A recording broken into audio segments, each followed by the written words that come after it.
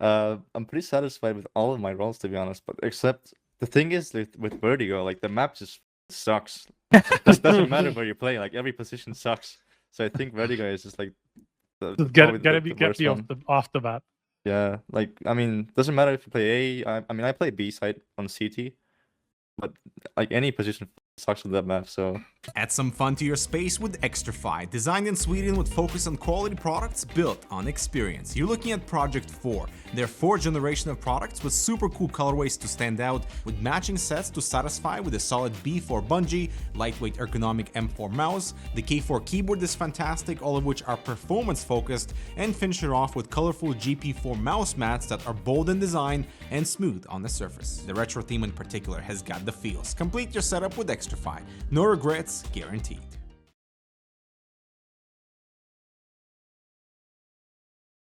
These bombs go to the teammates.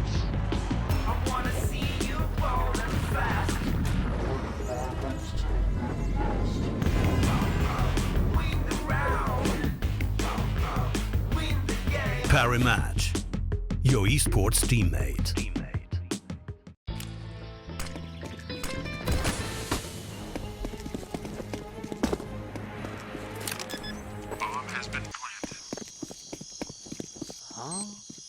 Hey buddy, let me show you how to fix that. Bitskins.com. Buy and sell skins instantly. Deposit and withdraw funds instantly with crypto or directly to your Visa card. Woohoo!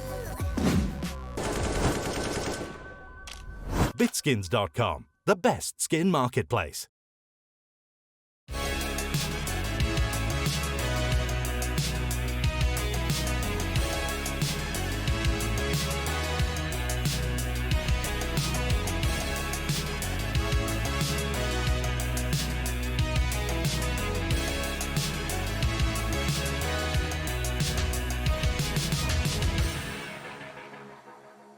Hello and welcome. HLTV confirmed. We have another episode. I didn't ask what the episode number was. I'm going to guess 45. Yeah, it's like 47 or something. I don't know. Fuck. All right, we were close. Now, I read in the YouTube comments that people really don't like it when one of the hosts swears all the time. So, Prof and Striker, can you guys stop swearing so much because you're upsetting the people in the YouTube comments? And I don't want to upset people in the YouTube comments with words that they, by the rules they live by, deem as bad, right? We don't want to upset people because of that. Is that? It's definitely not cool. It's definitely not cool. We're not kids. Swearing is not cool. Okay, guys, because like it's words, and those words, they hurt people. So we don't want to hurt people.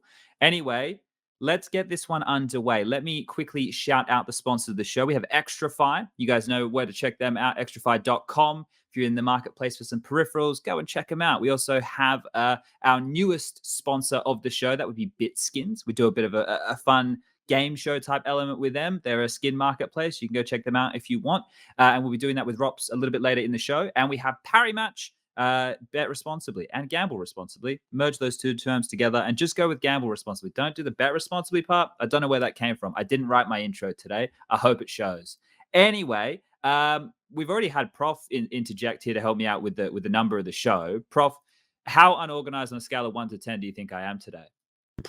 Probably like all of us, like a strong 8. I think 8 out of 10. I did write some notes, and they will come in handy when I do Rops' intro very shortly. Does it say like Rops, very good player? I can read what it says if you want. Good at Counter-Strike. Go ahead. I wrote Rops, right? And then I wrote next to that, I wrote 21. That's to reference age for everybody playing at home. Then I've written down 2017. He was 17 when he joined Mouse Sports and replaced Spiddy. And Spiddy said he was going to stream, right? That's what Spiddy said he was going to do. And he joined the team with Chris J, Dennis, Lau, and Oscar, right? Pretty bloody international as it was. And then I've gone early 2019 and I've done an arrow and it goes to Carrigan.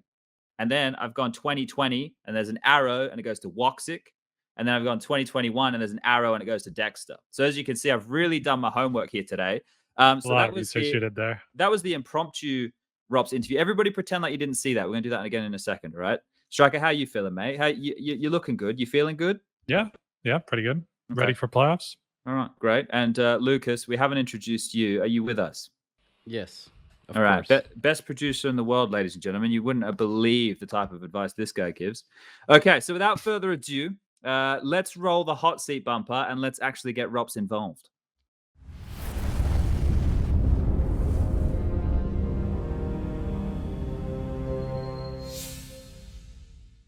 All right. Well, joining us, we have the 21-year-old Mr. Rops. Nah, I should have done a much better intro than that. I just went to read the notes. But Rops, hello. We were just talking about this before you joined the show. We were talking about what category of player you fall into, of guests we've had on the show. I think we put you up there in like the legendary tier of fucking fraggers alongside of the devices and co. So thank you for joining us today. How you doing? You made it home all safely?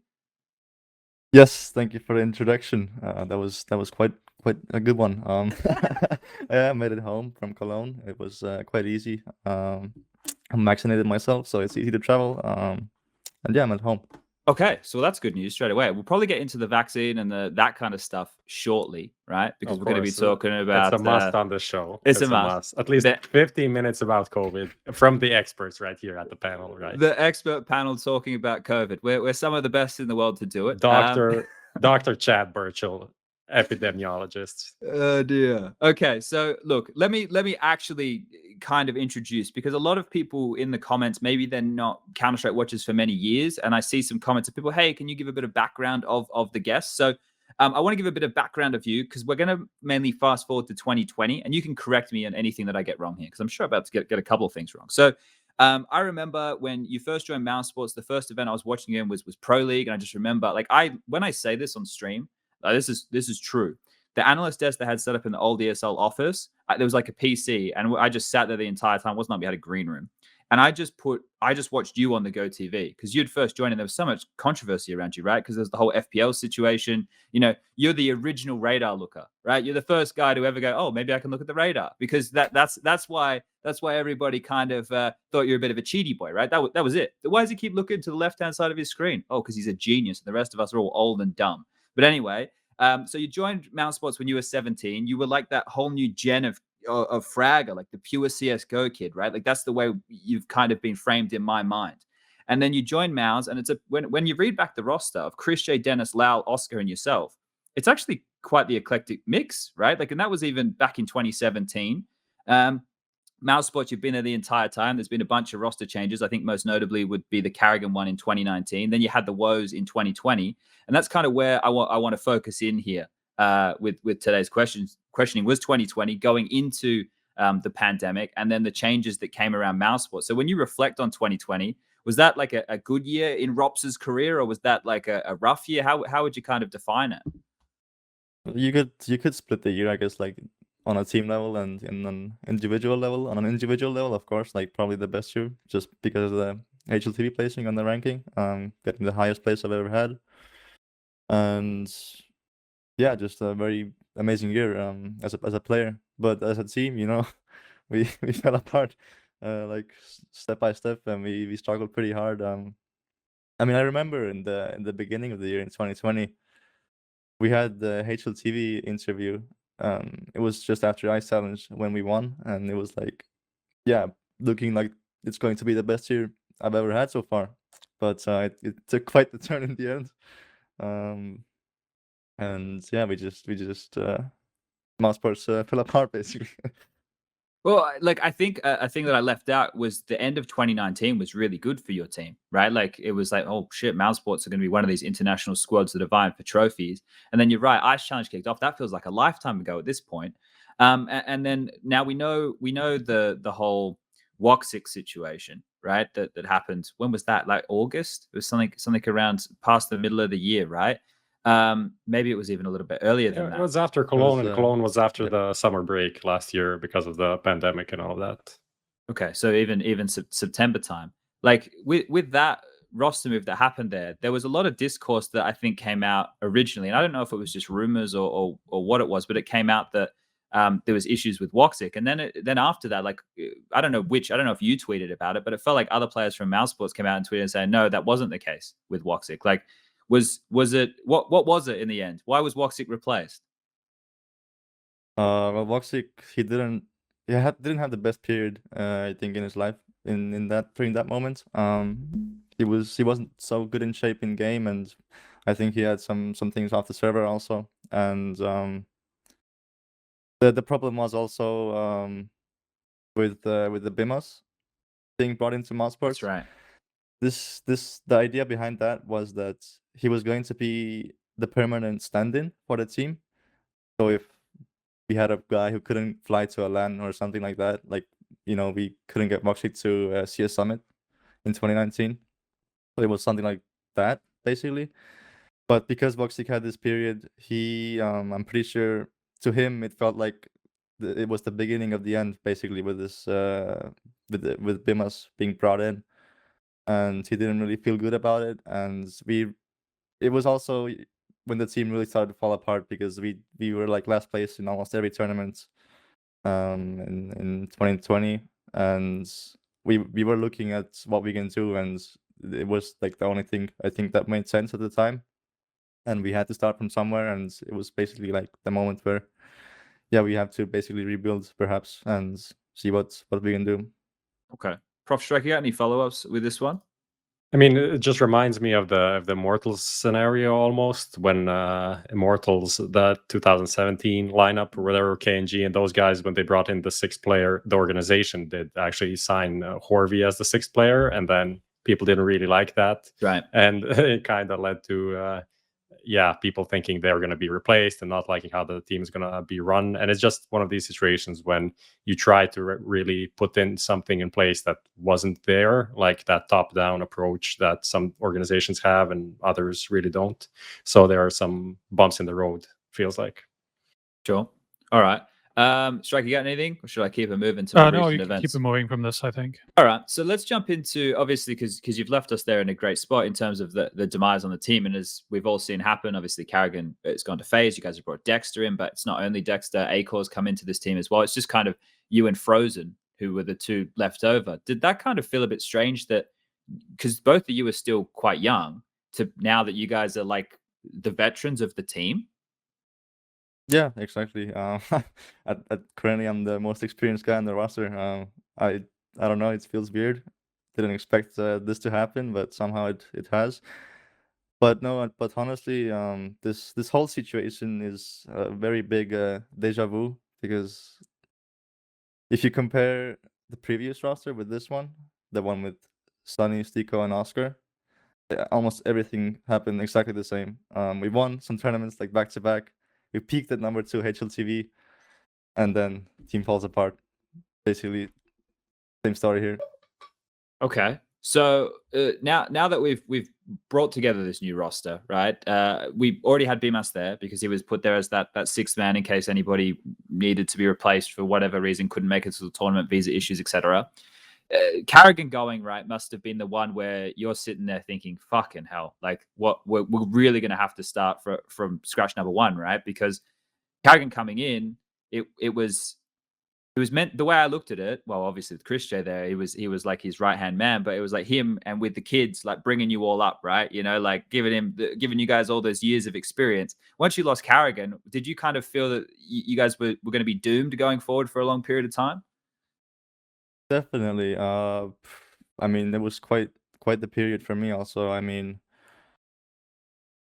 I didn't really know what to do either. I was just there playing without like any kind of direction, basically. I was just hoping, like, yeah, I have to go with the flow, and whatever happens, I have to stick with it. I mean, obviously, I was also exploring my options back then, seeing what teams there could be out for me. But contracts are contracts in the end, and being so good at the game means it's not so easy to transfer to another team. And then yeah, we just stuck with the Mossports lineup, and we saw what we can do. And I mean, I wasn't so involved in putting together the roster. The thing with Akor was, I think Akor was actually the player we were looking for since the beginning of removing Voxic.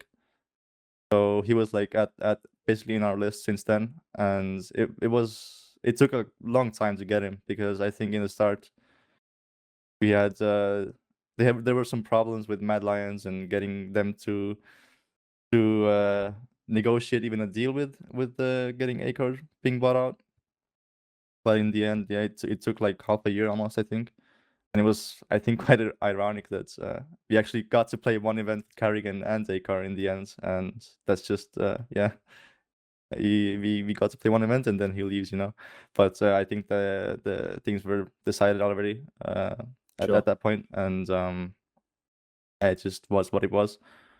And with Dexter, I think I wasn't involved with that at all, to be honest. It was just the coach that was brought in, Mithar, and yeah, I mean, it's hard to compare him to Carrigan when Carrigan is like probably like the peak of IGL. You can get to your team, and you know it is what it is, and we're trying to make it work, and yeah. Sure. Okay. I want to go a little sidebar and then maybe dip back into some of that coaching stuff, because the way that you look at this, like just hearing you speak about it, you seem like this sounds silly, but you just seem like a professional, right? Like you're here, you're playing Counter-Strike, this is your job, you're part of the team, the team make decisions, and you kind of do what you're told. Like that mentality isn't necessarily the Counter-Strike mentality, right? Like when you think of like a lot of the older boys, they're used to being in control of their team and making all those decisions. Do you think you have this mentality because of the way you went from FPL into a team? It could be. I think one thing also is that when I joined Mousesports, I was the new guy. I had no idea what professional CS was back then, and I had like all the decisions being made for me. I didn't really do anything. I was like the guy who was told, "Just do your own thing and just play good, and you're fine." And that's basically what happened. But over time, obviously, me and the organization is obviously more in touch, and we talk more about what the solutions can be and what we should do in general. That still happens nowadays quite often. It's just that it's so hard to buy players that there's almost no point sometimes. You can tell the org that okay, I want this player, but it's never gonna work out. Okay, so they almost need to be at the end of their contracts or a free agent Yeah. to make those kind of moves happen. All right. Now, you mentioned Mytha having an influence on Dexter coming in. That makes sense, right? For those people who maybe don't know the details, Mytha was coaching Renegades when Dexter was there, right? So they had Mytha obviously had a good understanding of what Dexter could bring or what he could bring to this team. That one there makes a lot of sense. But when looking at the coaches that you've played with, right? Regin was there. Then you had before that LMBT.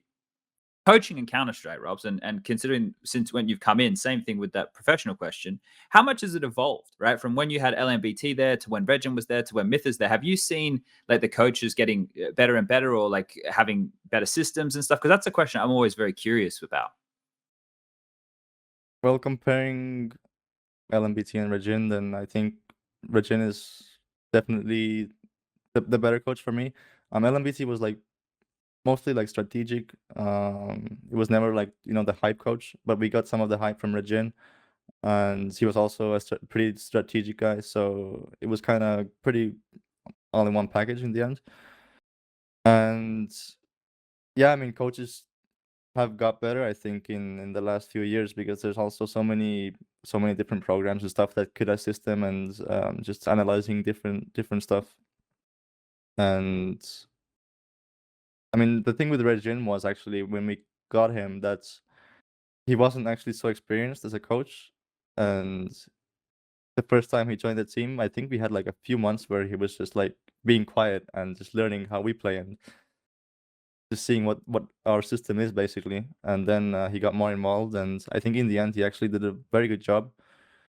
And actually going back to 2020, then he got obviously banned with the coaching bug, and that actually hurt our team quite a bit also, because I think Carrigan and Regin had like their duties split like kind of 50-50, who analyzing demos and stuff and doing all the anti-strategy.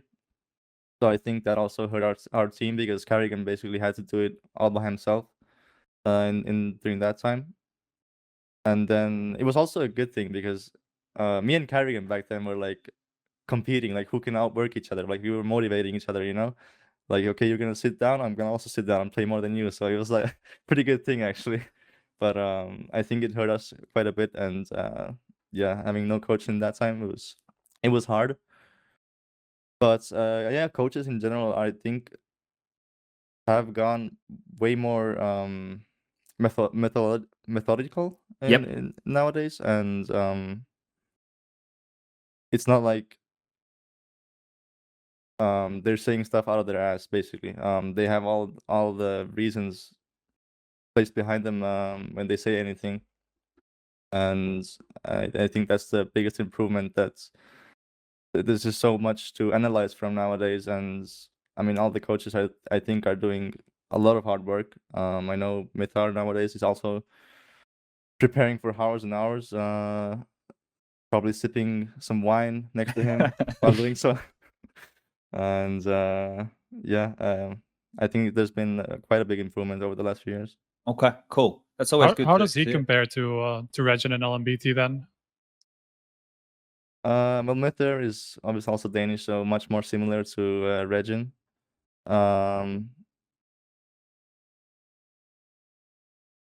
But I think we're using like most of the stuff almost exactly the same as Regin with Mithar. He has some of his own ways of doing stuff and like planning his own way, I guess.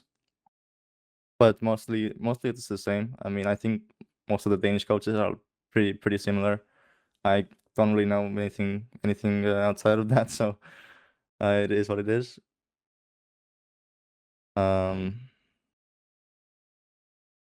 But yeah, Mithar he's doing a very good job. We've been working with him pretty much all the time. We have like this. We used to have after we practice, like we take over mistakes and stuff. But he thought that it's not so good to take the mistakes after the practices. Like we should do the mistakes before the practice, and then like it's fresh in our minds, and then we go into the practice with those things in mind, and we can work those solutions better. Cool. All right. That makes sense.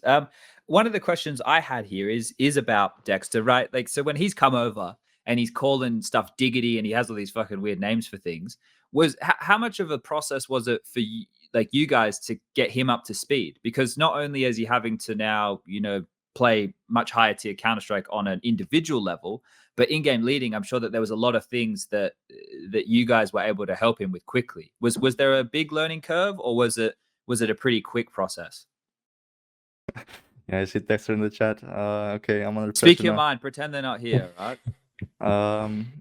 Yeah, no, it was very different for him, obviously. Starting with the callouts and I don't know, ending with what strat names we use. Like they use I don't know, like cock and fucking shit in Australia to name strats. I mean, we go by team names usually here in Europe. But no, it was a pretty big learning curve for him, definitely. We had to go over all the maps and stuff and the spot names, and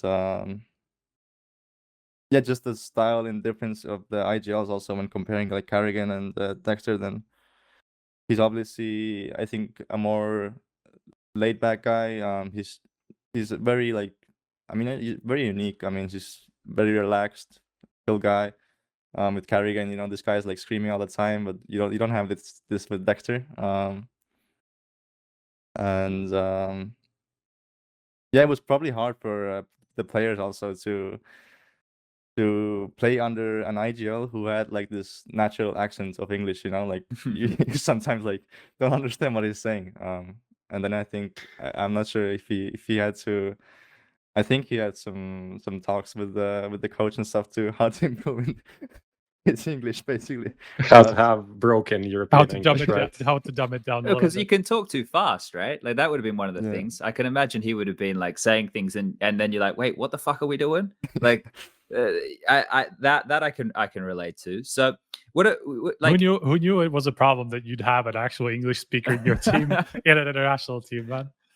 That's a bit of an odd one to find there. Now, so I also wanted to kind of ask about BMAS a little bit, because I think that he's a curious figure for everybody, right? Like he got the chance to play in FaZe for a little while, and then you guys grabbed him. And he's obviously very young. Do you see a bit of yourself in him in terms of like the age and the progression? Do you think he individually is going to flourish into a star player, or do you think he's more in that entry fragging role? I'm not sure, to be honest. I think BMAS is still developing his own style and how he's gonna evolve as a player. I mean, to be honest, he was also, I think, put into his roles and he hasn't really like chosen them himself.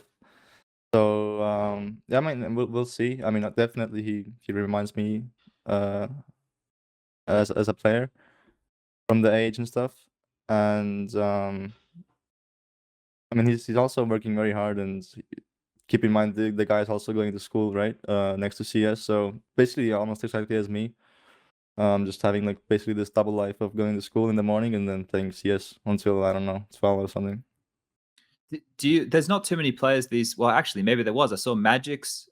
He recently from Spirit. He recently graduated high school, right? So like, there must be, because that's the thing. Like, when I look and I go, oh shit, Rops was born in 1999. Like, I have a decade on you, right? Like, literally a decade. And that's the thing that, like, I don't know. Maybe the viewers at home forget it. They're probably all younger than me anyway. But I know, like, occasionally I'm just thinking, and I'm talking about you guys on broadcast and stuff, and it just clicks. It's like, holy shit, like 10 years is a long time. Like, it's a whole different amount of things in life that you have to, be dealing with, and you're growing up through and stuff. Because we've never had you on the show before, do you want to talk to that time period a bit of when you were at school and having to do all that? Like, because you, as I said, going into the team, it always had a very professional vibe. It feels like you have your priorities set really clearly. Is that like influence? Where does that influence come from? Because I don't know, like, a lot of kids, like, what I did in high school was the opposite of you. I slept in economics and didn't give a fuck. You were like, I'm gonna, smash this stuff. Like, where did your priorities come from to actually be so mature? Um, Probably like in general, like I don't know, maybe just being scared to fail, to be a failure, I guess. No, but in general, I mean, the thing is, like, first of all, I'm a high school dropout. I dropped out of school. Okay. So I dropped out of school to be a gamer. That's the first thing. But I did study the first period in mouse parts. It was like almost 2 years, and it was a very very stressful part of my life. Yeah, going to school at 7 a.m., coming home 3 p.m., and then like 6 7 hours of practice. Like I could barely sleep. And then I had to find time to do my homework and study and stuff like this. It was very stressful, and that was the main reason why I chose to leave school in the end. But keep in mind, no one should do this unless you have like basically a reasonable Career path. opportunity to do it. Because I mean, we were when I left school, this was the time when we actually had snacks, and we were like quite high on the list of ranking. I think there was also when we peaked as number 2, we signed new contracts with the org. We were in a pretty good spot as in terms of like financially also. So this was also a very big reason why I could drop out in the first place. But I don't think anyone should do it if like you have no security or any backing to do so. Just yeah, I mean, it has to make sense in the end, and I wouldn't do anything. I wouldn't have done it if it was more risky. And I guess all of the people in school, it was very weird. I think my math teacher still misses me because I was obviously one of the best students in the school, and yeah, it was weird for them. Okay. Strike, you got a follow up? No, I clicked a question? from a long time ago. Oh, Yeah, shit, and I saw kind of that. forgot to. Yeah, I'm that's not okay. dual monitoring right now. Do you have a question? Yeah, I just wanted to kind of bring you back to. I guess you've already touched on it a little bit with kind of like the change of, I guess, dynamic within the team. Once Kerrigan leaves, you're pretty much left as like I guess, I don't know if the oldest. I guess not the oldest, but at least the most experienced. As kind of like the brand player of Mousesports, right?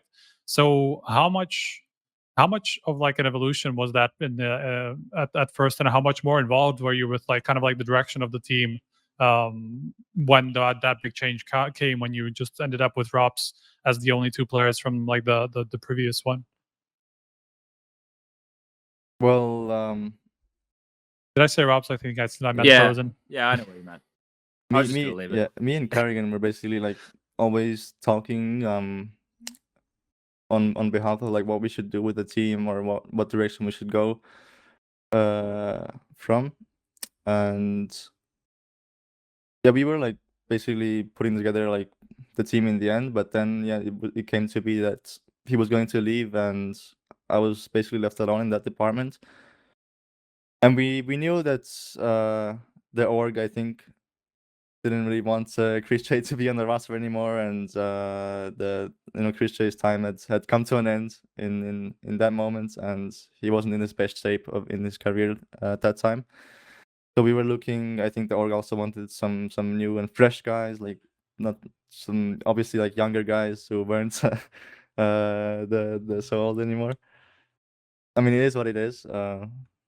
Happens time to time, and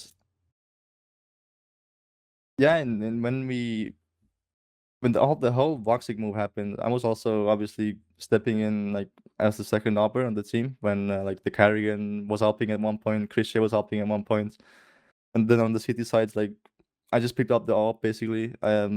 It wasn't like a decision that we made on when we talked. It was just like, okay, guys, I'm buying op this round, and then it slightly evolved, and then I was basically like the second opper in the end. Did you enjoy it? No, for sure. I mean, I think it's given my game much more depth, and I mean, right now I'm also the second opper basically on the city side, and I think it helps the team a lot when having like an experienced guy on me on that role, because obviously I also played with Chris J on like most of the bomb sites, who was also the second opper during my time, so it was quite easy to go from there, and it was a pretty easy learning curve for me. So with that, was that kind of like natural progression in terms of your role as well? Because obviously, like in recent times, we've kind of seen you go a little bit more aggressive, take a lot more initiative compared to previously when you were just a lot more of a passive player, obviously like in a kind of a different place as well. So how did that really come about? And was that just because of the players leaving, because of how the roles worked out, or did you also just want to kind of like take your game to the next level? It's a bit of everything. Experience, like being basically, I guess, the star player. I mean, I wouldn't really say necessarily I'm the star player. I mean, I think it's hard to be a star player on the lurk role in modern days of CS, because it's so easy to basically deny this guy in any part of the game. But yeah, being like, I guess, the star player and having the confidence and the experience, then the team is gonna give you the freedom, like not necessarily like, okay, guys, I'm gonna give you the freedom, but like you have this freedom yourself. Like you can just tell the team like, okay, I'm gonna go play mid, have the op, and search for a pick, and that's it, kind of. But yeah, I guess in time I've got way more freedom than before. I used to be in this like kind of the stuck role in early days of mod sports. I was always in the same spot and stuff like this, which is still, I guess, same nowadays. I mean, the only role change that I've actually had positionally is just I went from Mirage A side to connector. I used to play A side, and that's like the only positional change I've had, to be honest. But everything else has been the same. I'm playing the same spots. I just have more freedom to do whatever I want, and having the confidence and the experience is gonna help the team a lot. I think I remember. I don't know where Carrigan said this, but I think I remember Carrigan saying like why have Rops as your A anchor on Mirage when you could have him in connector? Like it's like because the star players in such a pivotal. I remember something specifically from Carrigan saying that. But yeah, that when you Wasn't were talking it about, also? I think it was Regin almost on the show when we had could him. have been He Regin. was explaining that maybe. Yeah, maybe. it was I'm not sure. it was like a decision with Regin basically that we had.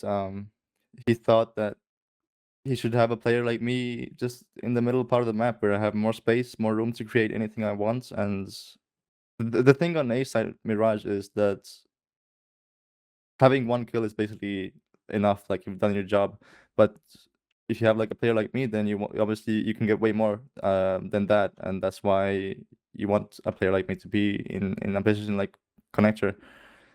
Because if you get a kill on A side, you get one kill, and that's basically, yeah, you've done your job, and that's it basically. Or other times you just play a retake. Like A side Mirage is very hard to play alone, kind of, and that's why we just put me in a place where it's way easier to get multi-frags and stuff like this.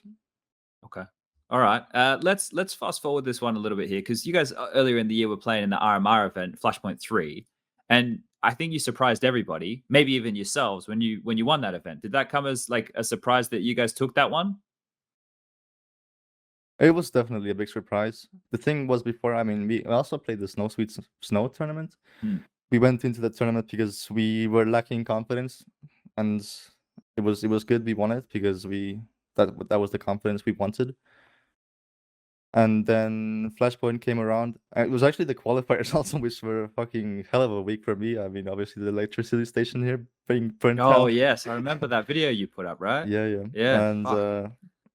I think I was getting home at like 3 a.m., 4 a.m. I was playing at my friend's place, like 1 hour car drive during the qualifiers, and then yeah, we got the Flashpoint. But it was one of those tournaments where like all of the players from our team had a good tournament, and it's very easy to win like that. If everyone is gonna perform, you're gonna win basically. And I think that's what happened. I mean, it shows that we have the potential and we can win, but it's very hard to replicate that kind of a win, you know, having everyone being on their A game all the time.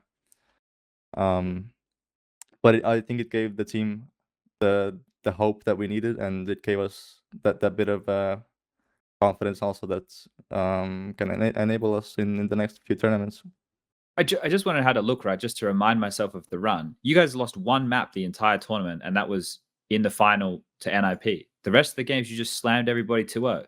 Fnatic 2-0, Big 2-0, Astralis 2-0, G2 in the upper bracket final 2-0.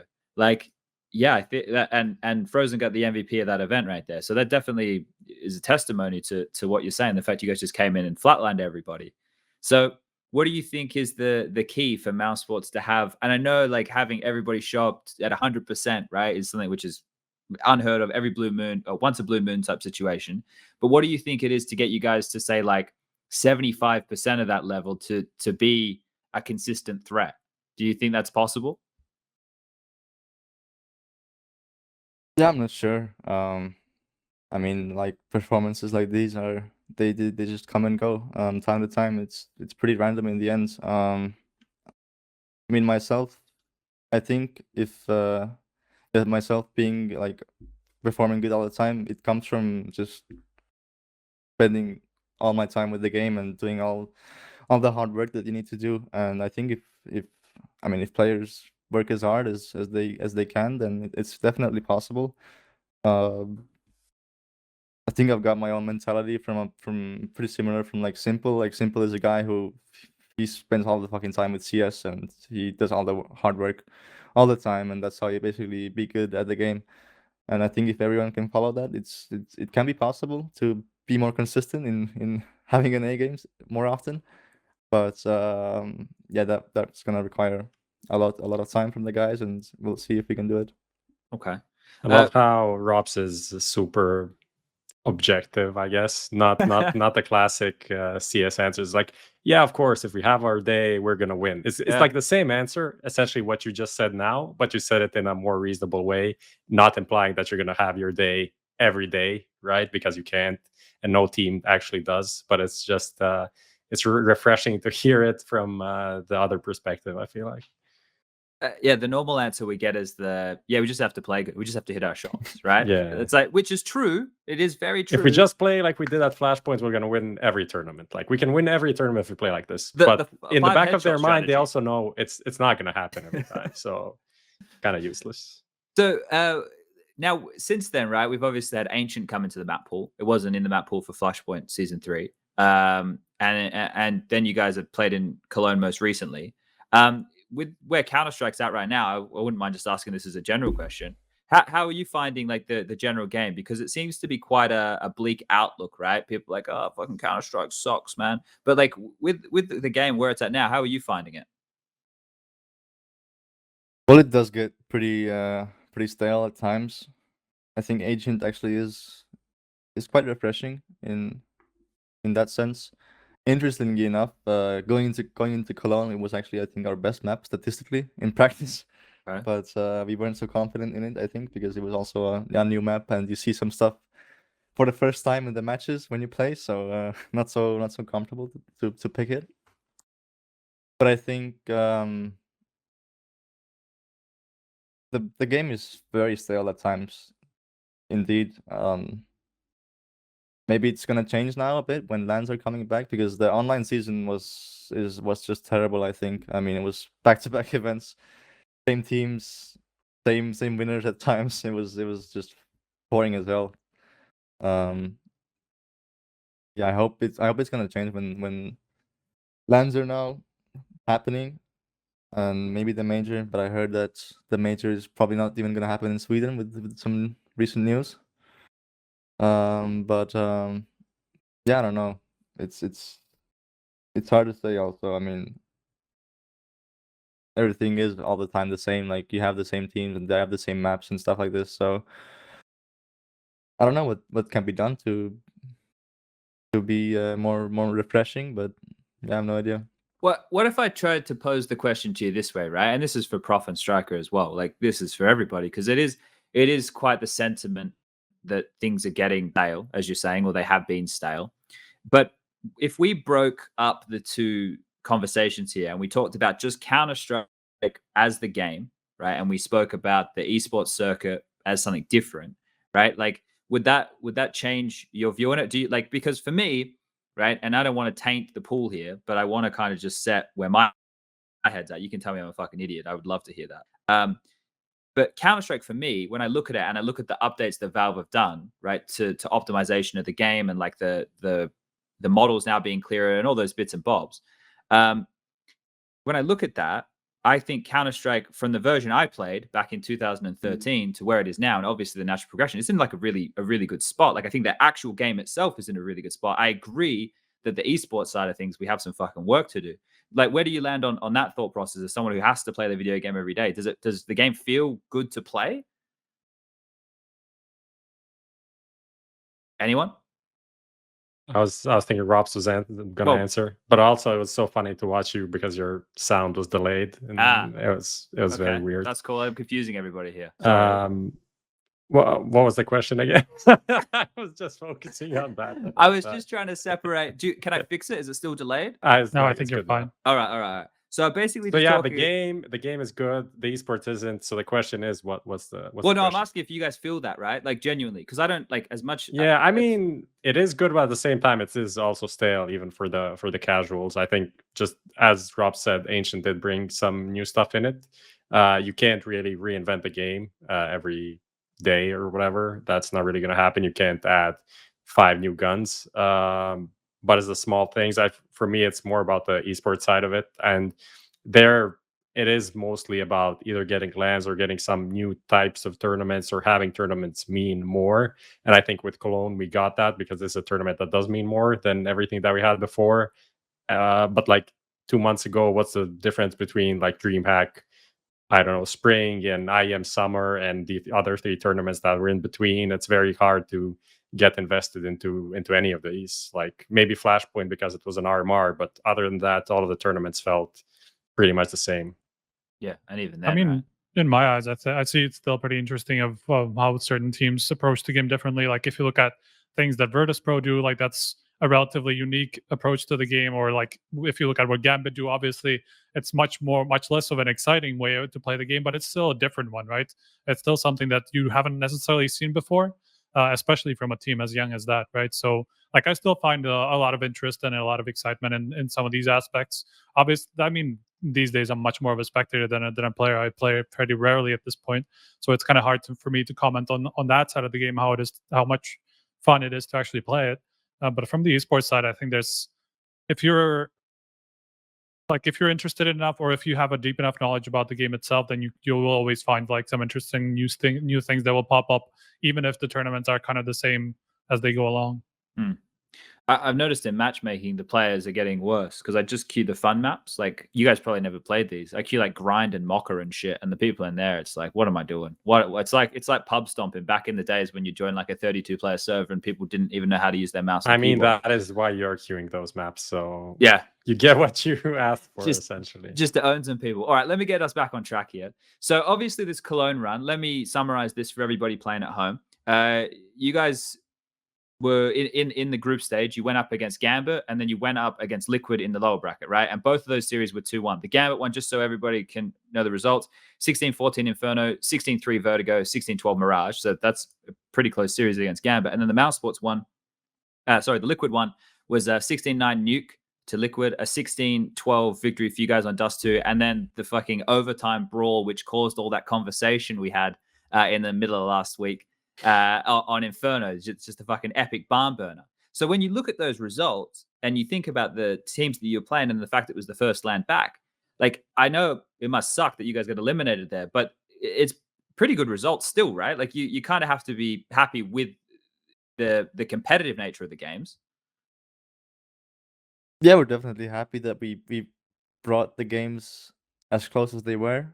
I mean, we were even leading against Gambit, and I think what our problem might be that it's just maybe a small lack of experience in the end, and like lacking the depth in our game and on like a team level.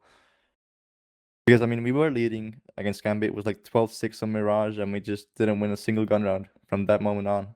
And I think that's just like our problem right now. When you look at Cologne, we kind of hit like a brick wall against Gambit and also against Liquid on that Inferno game. It was the same on Inferno. I think we were leading. I don't know what the score was, like 12 something. I don't know. And then it went to overtime, and we lost some insane clutches to them. I think they won like a couple of 1v3s, and some of those rounds just caused us to lose the game. And it's not like I didn't make any mistakes. Obviously, I made some mistakes. Everyone made some mistakes, and yeah, we just have to, I don't know, take this as good experience. And it's probably like the best experience we can have for the team in the end. And I think it's very valuable to have those close matches and have something to learn from. Do you think that losing those matches is it more of a thing that you need like players to get that experience in the games, or is it just, as you mentioned, like a team-based thing that you need depth as a team in tactics or whatever? It's definitely both, because obviously we have a guy like Bimas. Even maybe for Texture, these like international lands are like, especially the big international lands are the first time they ever played, and it's not like you're gonna win your first international land. So I think it's a very good experience for them, and on a team level, it's definitely very helpful as well, because you learn as a team and you go down as a team, and then you can correct these mistakes, and you're gonna have these things stitched into your head for the next time, and hopefully not make the same mistakes. Okay. Now, have you guys rewatched those demos yet, or is that like a wait until the end of the player break before you review those type demos? I think the Liquid match we did not, but I think we had like a very in-depth viewing of the demos against NIP when we lost in the play-ins, and we made a lot of corrections, and we had like, I don't know, we talked for like 2 maybe 3 hours after that match, and it was probably like the first time we spent so much time together discussing a game and fixing the mistakes, and it was very, very valuable. Do you find it easy with the personalities you have in this team to have those discussions? Because like back from my Elk again, we used to get really mad with each other and like pin each other up against walls and yell at each other. Is yours like sit down, have a civil conversation, and nobody gets their feelings hurt? Like what type of conversation is it? Yes, 100%. I mean, comparing the lineups, then it was before we had like Voxy, Chris J, Carrigan. We were like pretty loud guys when it comes to like the LAN environment. But now, yeah, like Dexter, Akar, me, Frozen is kind of like in between. Bima still like, the quiet kid developing his own style. Like, we're very relaxed and laid back. We never really shout unless it's like obviously when it comes to like a match against Liquid on 50 rounds of Inferno, then we get loud and we put the gas to the max. But in general, we're very laid back and chill, and the discussions never really get any heat. Okay. Because I know like some of the things that you have to like talk about is like, mate, you fucking threw this flash and this fucked me, and you stopped like it's obviously not that aggressive, but the conversations like of stuff that happens in the heat of the moment in server, people can get their nose put out of joint, and like having those conversations at a young age, I imagine can be difficult. Or maybe everyone's just not emotional newts like I am, so that maybe that's half the problem. Now, boys, do we have any more questions about Cologne, or should we start focusing a little bit more forward? I guess we go forward, right? Sure. And then we'll talk about Cologne anyway later. Yeah. So We're Yeah. going to get back to it. And then we have all the viewer questions for Ops later as well. So we're going to... we didn't write down any. Yeah, of just them, one. so. I guess just one thing, just to round things off. Obviously, like Flashpoint is kind of like the only tournament where you did really well so far with this lineup. But still, like I think over time, even if it might not show in the results, like in some of these close results, maybe like I think it still shows that the team is in a different place than it was maybe in the early like 3-4 months that after it got put together, after Jixter came in. So where do you think you've made kind of like the biggest strides? Is it just down to Dexter kind of getting a little bit more experienced than in the European meta, I guess, and just getting used to the competition, or is it just like the players evolving at the same time, or what do you think is like the biggest? Where do you think have you made the biggest strides? Probably just having the time to start functioning together as a team, because obviously when we put the roster together, it was pretty dysfunctional. And having to learn how to play under Dexter and stuff. But just over time, we've got so used to each other that we kind of know what to expect. We know how to just play off each other, and just the fact of having time fix all the mistakes and solve all the problems we have has been the most helpful thing. Because yeah, having Dexter, it's gonna take some time to get him on the board and get everything to work out. And maybe I guess everyone just taking time to hit their A game. Like I know some guys didn't have their best period when they joined, and I think it has come way better now. All right. Let's look forward. Let's look at the player break now, because I assume that all of y'all are probably getting stuck into that, even though it doesn't officially start for another, what do we got? Another week, right? It's a tournament break, Chad. Please. Sorry, the tournament break. We have to use the correct terminology here. So how much of this time are you and Mousesports taking off? Like when will you get back in the server and start getting ready for when the season kicks off? Well, we don't exactly know. We just go off of because the next tournament is ESL Pro League, and the groups are supposed to be 1 week apart, 4 groups. Okay. So we just go off of that when they get announced, and then we like plan ahead, like when do we start practicing and stuff. I think we're gonna be on the break for a minimum of until like 11th of August, if that's like when we go on the first group. Okay. But it could be longer if we're in the later groups. Okay. Just a question. Do you think of the Pro League groups as like a top tier tournament, or is this gonna be more of a, because what I think is just like a warm-up tournament. Like you want to do good, you want to win Pro League, but it's not like you're gonna be focusing on it as you are for Cologne, like having a 2-week boot camp before the groups. It's more like, let's just go in with some practice and try to get into shape as we play. No, honestly, that is true, because if you are in the first group of Pro League, you're not gonna be at the 100% level. As I said, I think the first group is like on the 17th or something, and we're gonna be on for a minimum until 11th of August. So that's like only 1 week of practice. Like I think every team, or most teams at least, are gonna prioritize the break over the tournament, and I think that's what's gonna happen. For like the first group of the players, they're not going to be at 100% for sure. Yeah. So I guess with that question that Prof just asked there, are you planning on still, like personally, are you still planning on like playing CS, every couple of days or type thing? Or are you going to like step away and really take some time off from the mouse and keyboard? It's been different for me time to time. Sometimes I obviously go on vacations to some nice and sunny country, not Estonia, but I'm not going to be traveling now because it's hard to do so in the current restrictions. So I'm just going to be at home, spending time with family. If I want, then yeah, I'll play some CS. I mean, I don't play any FPL or anything nowadays. I just go on aim bots, shoot a few thousand bots, and that's enough for me. Okay. There are actually a bunch of questions as to why you don't play FPL. As someone that doesn't watch player streams at all, I don't really care about it. But is this like some big thing? Are people really invested in this? And why aren't you playing FPL? No, honestly, I'm just not so interested in it.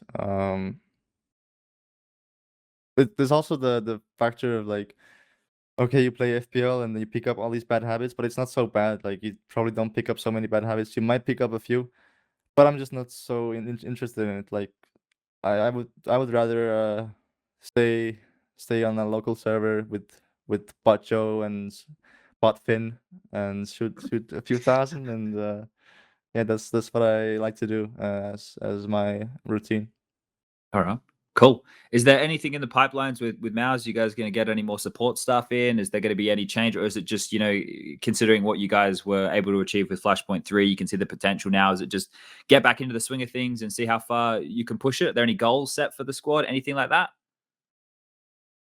We haven't set any goals for the next season, but we'll probably do so when we get back together. But I think nothing's gonna change. It's gonna be how it is now, and yeah, we're gonna get back together after the break and go into the Pro League as our next step and next goal to maybe win. Okay.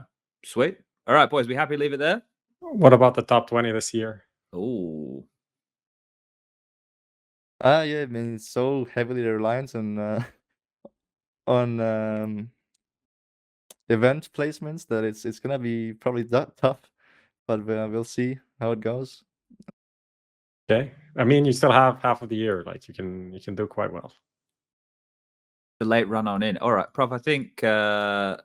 Wait, no, it's Striker who's the expert on the top 20, isn't he? What's Striker, how would early indications for Rops in the top 20 go? Just from if you had to check your weather forecast. I'd probably have to check a little bit more in depth. I honestly have no idea. Haven't really checked in We the didn't past really couple of- follow Rops because Mouse also kind of shit a bit. Outlook cloudy. Then we'll like the 8-ball. All right. I mean, I think there's always a conversation about the top 20, but like in terms of matching up to the same level as last year, it's kind of at this point, I guess that's some ways away, right? Sure. All right, Lucas, roll the bumper. Let's get into the recent news. The Xtrfy M42 RGB, what a fun mouse with 5 colorways, lightweight frame at just 59 grams with a swappable backplate to suit your grip style, the sensor, the easy core, the smooth skates, and driverless control for RGB and DPI is why you should check out the M42 RGB down below. These bombs go to the teammates. I wanna see you rolling fast. Win the round. Win the game. Parimatch, your esports teammate. Buy and sell your skins now. Easy, fast, and safe. The best skin site.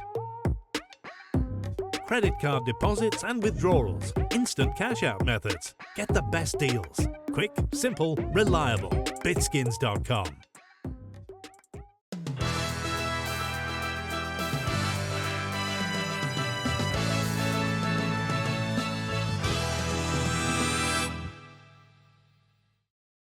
And we're back. All right. Thank you for sitting with us. Thank you for sitting through that short little break. And we are back with the recent news. Now, we're going to get stuck in straight away. Rops, are you a juicer? Yes. There you go. Simple. It's confirmed on HLTV. Confirmed. For those of you who are boomers like me and only learned about what a juicer was recently, it's an XQC fan. Okay. Rops, how do you feel about XQC not streaming as much GTA 5 RP anymore? It's sad, but honestly, I think his viewership has dropped after he moved out of his place. So I don't know what happened. Yeah, but do you see why he moved out of his place? Yeah, I've seen that, but I don't know if it's true. Dude, apparently some guy broke into his house with a fucking crowbar. And Jesus like, Christ. yeah, Nice. Amazing. like, so he's moved. He's moved now. Anyway, we won't get stuck into too much about the XQC. Didn't think we were going to talk about this today. I'm trying to be relatable, all right? Trying to get in with the kids, Striker, all right? I'm trying to stay young and I think the youthful. fact that you just used that exact phrase, getting with the kids, I think speaks to that you're not getting it with the kids. Yeah, exactly. I know I'm old. All right, we're going to talk about an old team in Fnatic who, when I am browsing the forums and I see the threads coming into Cologne and the comments read, "What happened to Fnatic? Why are Fnatic not at Cologne?" And then you're like, oh, that team exists. Yeah, and I think for us who have been watching Counter-Strike for the last year, know that Fnatic have unfortunately fallen off a cliff. Now, I think what kind of gave them a second wind, or not a second wind, but a longer wind, was the fact that they won Pro League early last year, right? I know it seems like a lifetime ago, but when we went online, they won Pro League early, which I think gave them a chance to keep this team alive for a bit longer. But in more recent history, we've been seeing them not being able to get over the line with anything, right? They've been looking very, very subpar. And when you have the likes of Crims and Brolin on your team, it's really difficult to see how that's happening. So it has to go deeper than that. And they've had coaching changes. Jumpy was there. They got Samuelson, who's taken over as the primary coach. Now, these are all the things just to catch everybody up. But the most recent piece of news is the fact that Golden has been let go. I want to throw this one your way, Prof. Does this come as a shock, right? Considering they had at one point a choice to pick between Flusha and Golden, and they went with Golden. Remember the whole thing was Flusha wanted. So now that they've done this, does it feel like Fnatic would have gone this way anyway? Does this feel like now that they fucked up and now they realize what? I mean, your it's one of those things that people can maybe now say, "Oh, it was a bad decision." But most people at the time would say you have to go with Golden because of the history, right? Because they had him, then they kicked him, then they became bad, and then they brought him back, then they became good again. So you obviously think, oh, it's Golden that is key and not Flusha. And then Flusha leaves, and Fnatic become bad. It doesn't even have to be tied to Flusha. It can be like a million other things, right? But I don't think it was a bad decision at the time. At least, like, I was finally sold on Golden after like being a Golden denier for like 2 years. I'm like, okay, this now works. It seems like it doesn't work. Additionally, to just the team being bad overall, like his stats were absolutely atrocious. Like you can't. They like, were my level stats, and that's what you know. It was worse. It was worse. Like You at haven't a seen couple my of stats? events, he had like 0.6 rating. Oh, so okay. that's Yeah, right.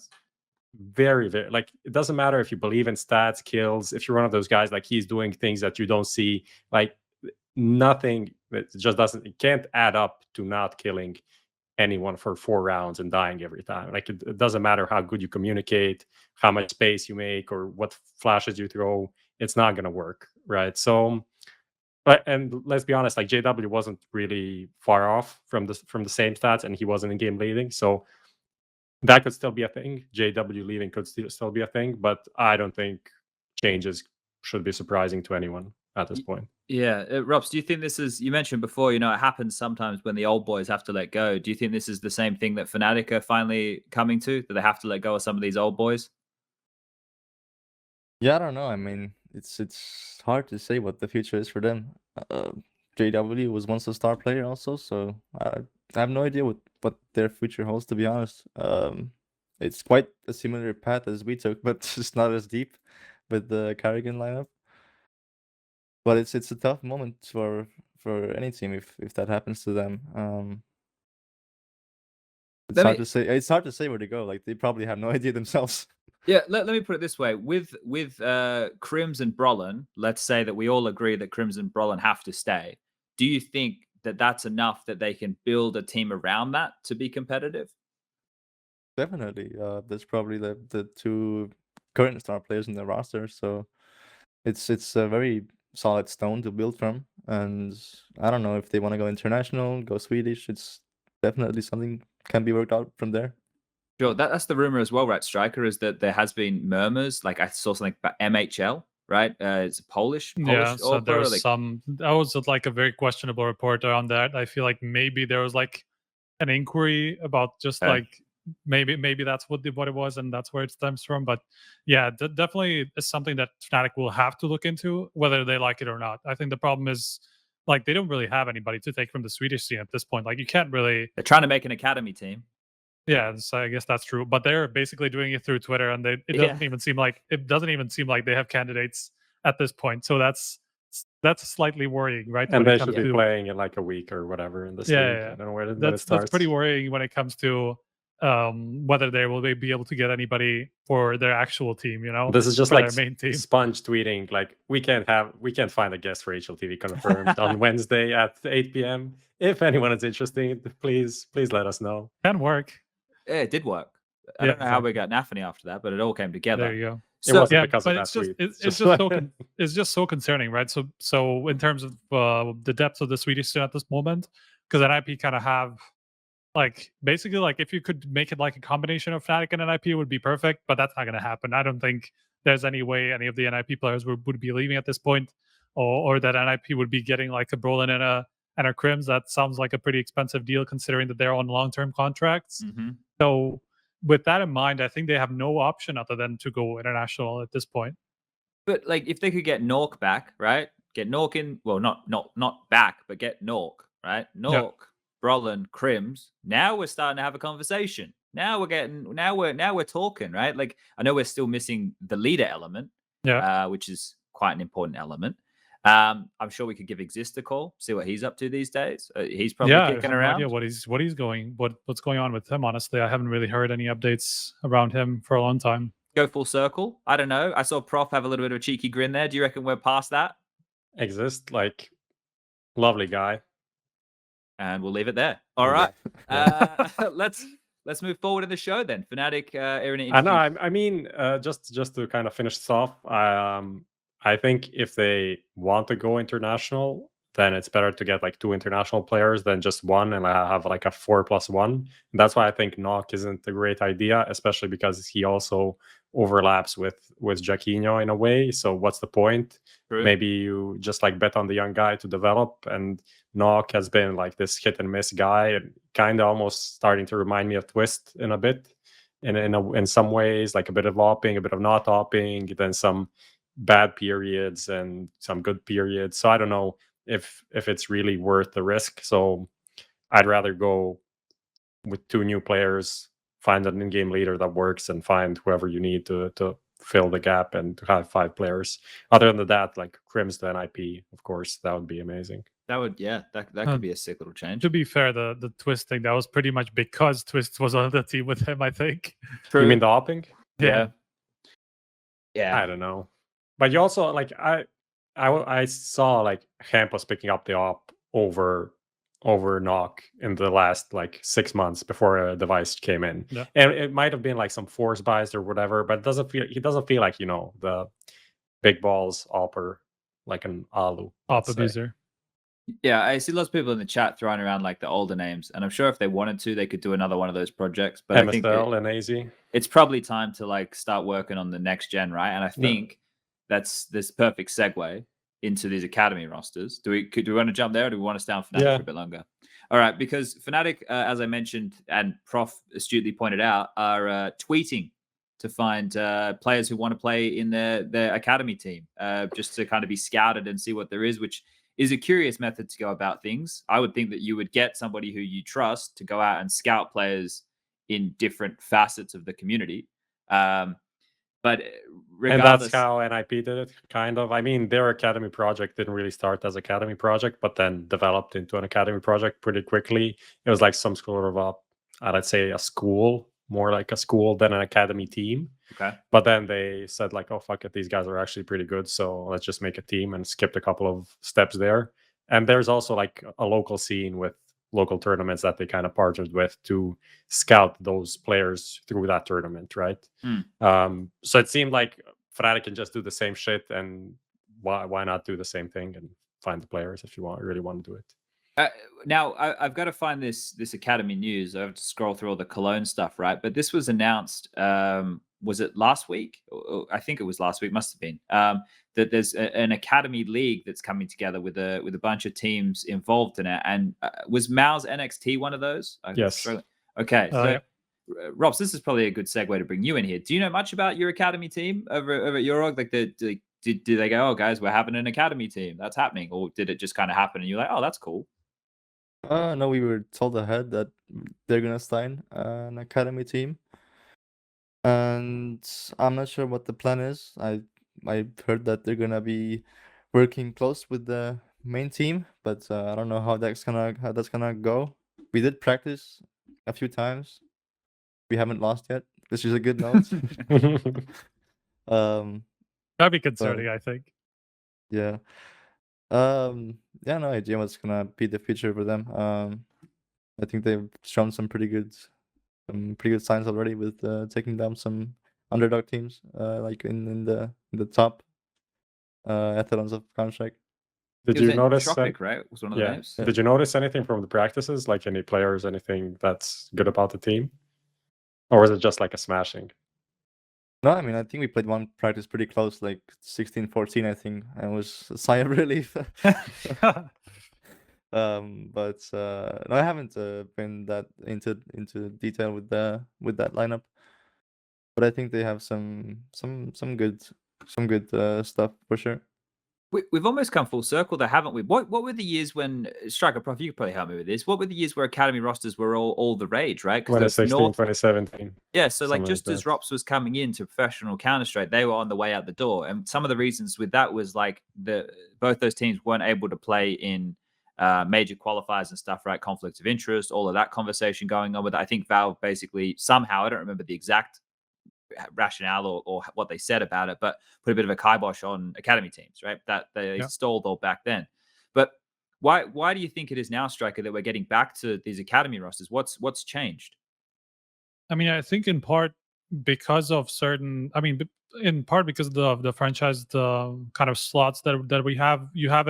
You have the scene a little bit more segregated, so it's not going to happen as often. Agreement, the blast partner teams, Yeah, and flashpoint exactly, teams. exactly. Yep. It's just not going to happen as often that you will have the main team, especially with these big names, like Kamau's, like an NIP, who are part of these agreements.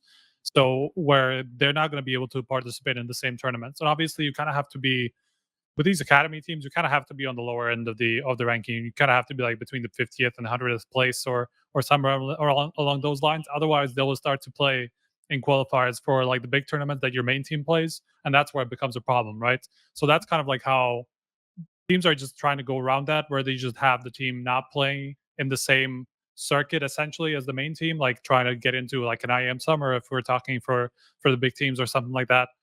Just because then they can't because of certain conflict of interest rules, right?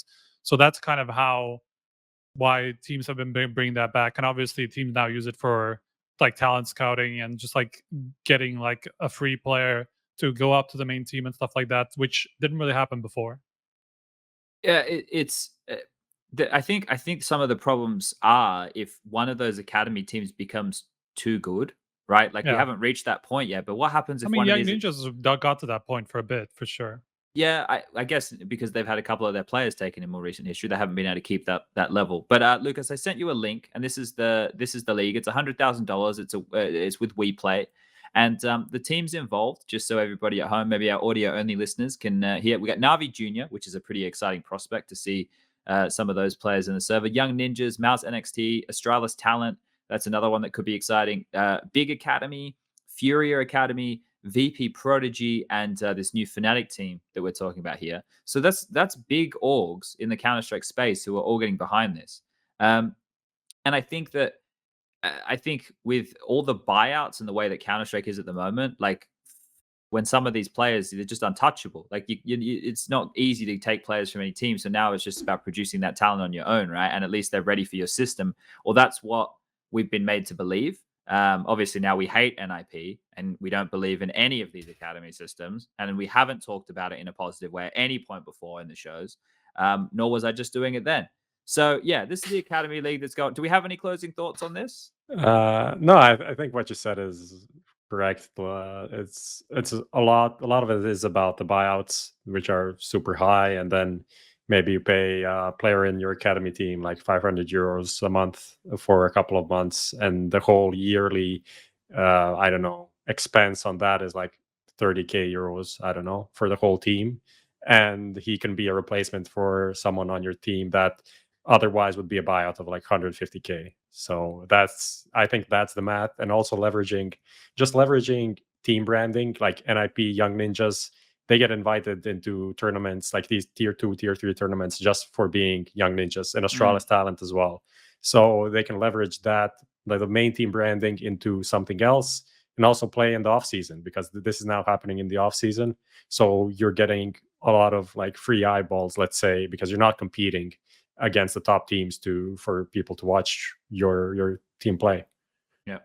I think one of the other positives here with this system is now it's not grassroots, but it's like the next tier, right? Like this is really it'd be nice to have this, right?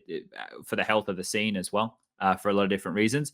All right, let's jump forward, and we're gonna get you involved here, Rops, with a bit of a game show situation. Now, this segment is called "Who Wants to Be a Skinionaire," inspired by "Who Wants to Be a Millionaire." I don't And onions. Skin on I think last time we onion, agreed that it was not inspired by anything. This is an No. entirely new concept. Are we actually worried about like getting DMCA'd I by don't the think so. people who? well, We're gonna I be don't know. fine. I wouldn't be surprised. I just won't do the soundtrack this time. So Lucas is going to give you a link, Rops, and on that link, I need to find it as well. Lucas, is it a different one? Did you give him It's his? the same for all. I We're all think. on the same one. Okay. So basically, if you hit F11, Rops, it scales a bit nicer for you, the full screenness of it all. Now, basically, questions are going to pop up. You have to answer these questions, and for every question you get right, we move up a tier of skin. So if you get all of them right, it's the $50 skin there at the end that somebody in chat gets to win based on your brain. Now, don't feel bad, right? Because the people in chat, they're all here anyway. This is an added bonus for them. So if you don't go all the way, it's all good. You could even tank. If you don't like what the people have been chat saying, get them all wrong. Right, but this is brought to us by BitSkins. It's thanks to them for sponsoring the show, et cetera, all that good stuff. What else? Do we need to get into? That's is it. the We time have limit? there's like 1 minute per question, right? Okay. Yeah. Okay. Which is a lot, actually. All right. So, are we ready to start? Lucas, are you good? All right. So what's going to happen is when Lucas starts, I'll read out the timer. Rob, so you give us the answer. Tell us when you lock it in, and we'll see how we go. All right. Kick it off, Lucas. Question 1. What map was the most recently removed from the map pool? Was it A, Ancient, B, Train, or C, Vertigo? You I don't can know. This you can is a press trick when- question. I don't know if this is a trick question or what. No, trying to this fool is me? a nice, easy one here to kick things off. So, The questions were made by some absolute cunt. I don't know who he is, but also from the agency that made the quiz, Yeah. right? So we're going with Train. all right. Lucas, is that it? Did he do it? Did he get it? Oh, he's done it right. It's crazy, ladies and gentlemen. He's fucking nailed it. Train out the gates. We're off to a good start. Now, also, you're all spamming bitskins.com in the chat. I think you have to do that to enter the draw to win the skin. Question 2. What is Mal's best placing at a Cologne event? Was it 5th, 6th, 7th, 8th, or 9th to 12th? It must have been the year in 2017, I think. But I'm not sure if it was 7, 8, or 9, 12. Oh, dear.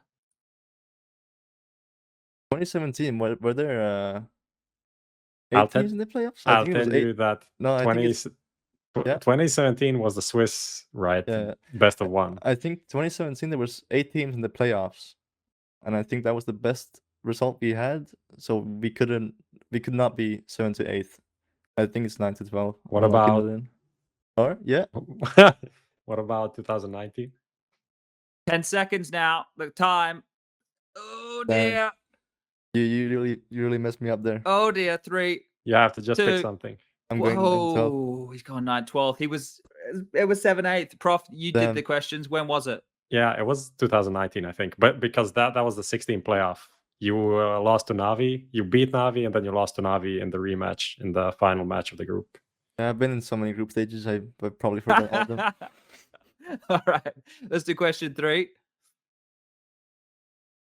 Question number 3. How much does the most expensive gun in the game cost? Is it A, 4,750, B, 5,000, C, 5,200? Pretty hard question. What the hell? It must be. It's not the Dragon Lore. I don't think it's the Dragon Lore. No, it's not the skin. It's just like Yeah, actual gun. I'm thinking like. Oh, yeah, okay. Yeah, I mean So in the the buy weapon, menu, yeah. right? Yeah. Oh, it has to be 5,000 because that's the auto sniper, right? Or am I wrong? I don't know. I'm locking it in. Prof, if you put the middle one here to the answer of everything. Oh, dear. Prof, what gun is it? It's the M249, right? Or Oh Yeah, my no one God. buys it. How one is it cares. that expensive? I thought this was an easy question, honestly. I should make the questions a bit easier. All right, question 4. Who ranked number 1 on HLTV.org's rankings in 2016? Was it Cold Zero, So before Simple, Rops was born. or Olafmeister? That's pretty simple. That has to be called Zera. Because That was 2016 and 17 were like the back-to-back years, I think. And 2015 was all up, I think. All right. The reveal, and you're right, bang on. All right. So everyone's moved up a tier. How many did our guest get last week, Maniac? He got 3. Okay. So this you're on is par almost. this is to equal Maniac's score. Question number 5. Who wasn't a part of the first Mouse roster to play at a major? I'll say that again. Who wasn't a part of the first Mouse Jesus. roster to play a major? Chris J, Cadian, or Carrigan? This should be a my hard God, question. this is Thi- a hard question. This is like the hard question. But also maybe not. I don't know. kind of it a is. trick question too. Or is it? I have no clue. I'll just put Chris J off limits, so I would say it's between Gideon and Carrigan. I don't know. This was Katowice 2014.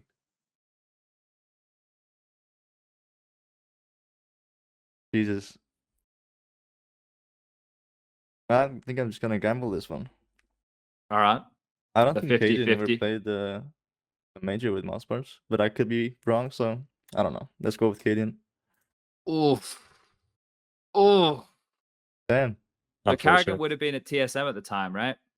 Or Dignitas?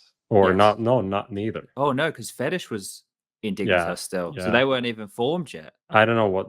And faculty maybe still. I Fuck. don't know. We're But it was really definitely rolling it was back the the Cadian years. one when he was on the desk the whole event because they got eliminated like super early. So Yeah. he's just chilling on the desk in the mouse jacket. All right. So yeah, I definitely need to tone down the questions a bit. That's that's a tip for next week. All right, we'll make the questions easier. So, Robs, you're helping us here test out the difficulty of the question. So now we know. Now we know for next week's show.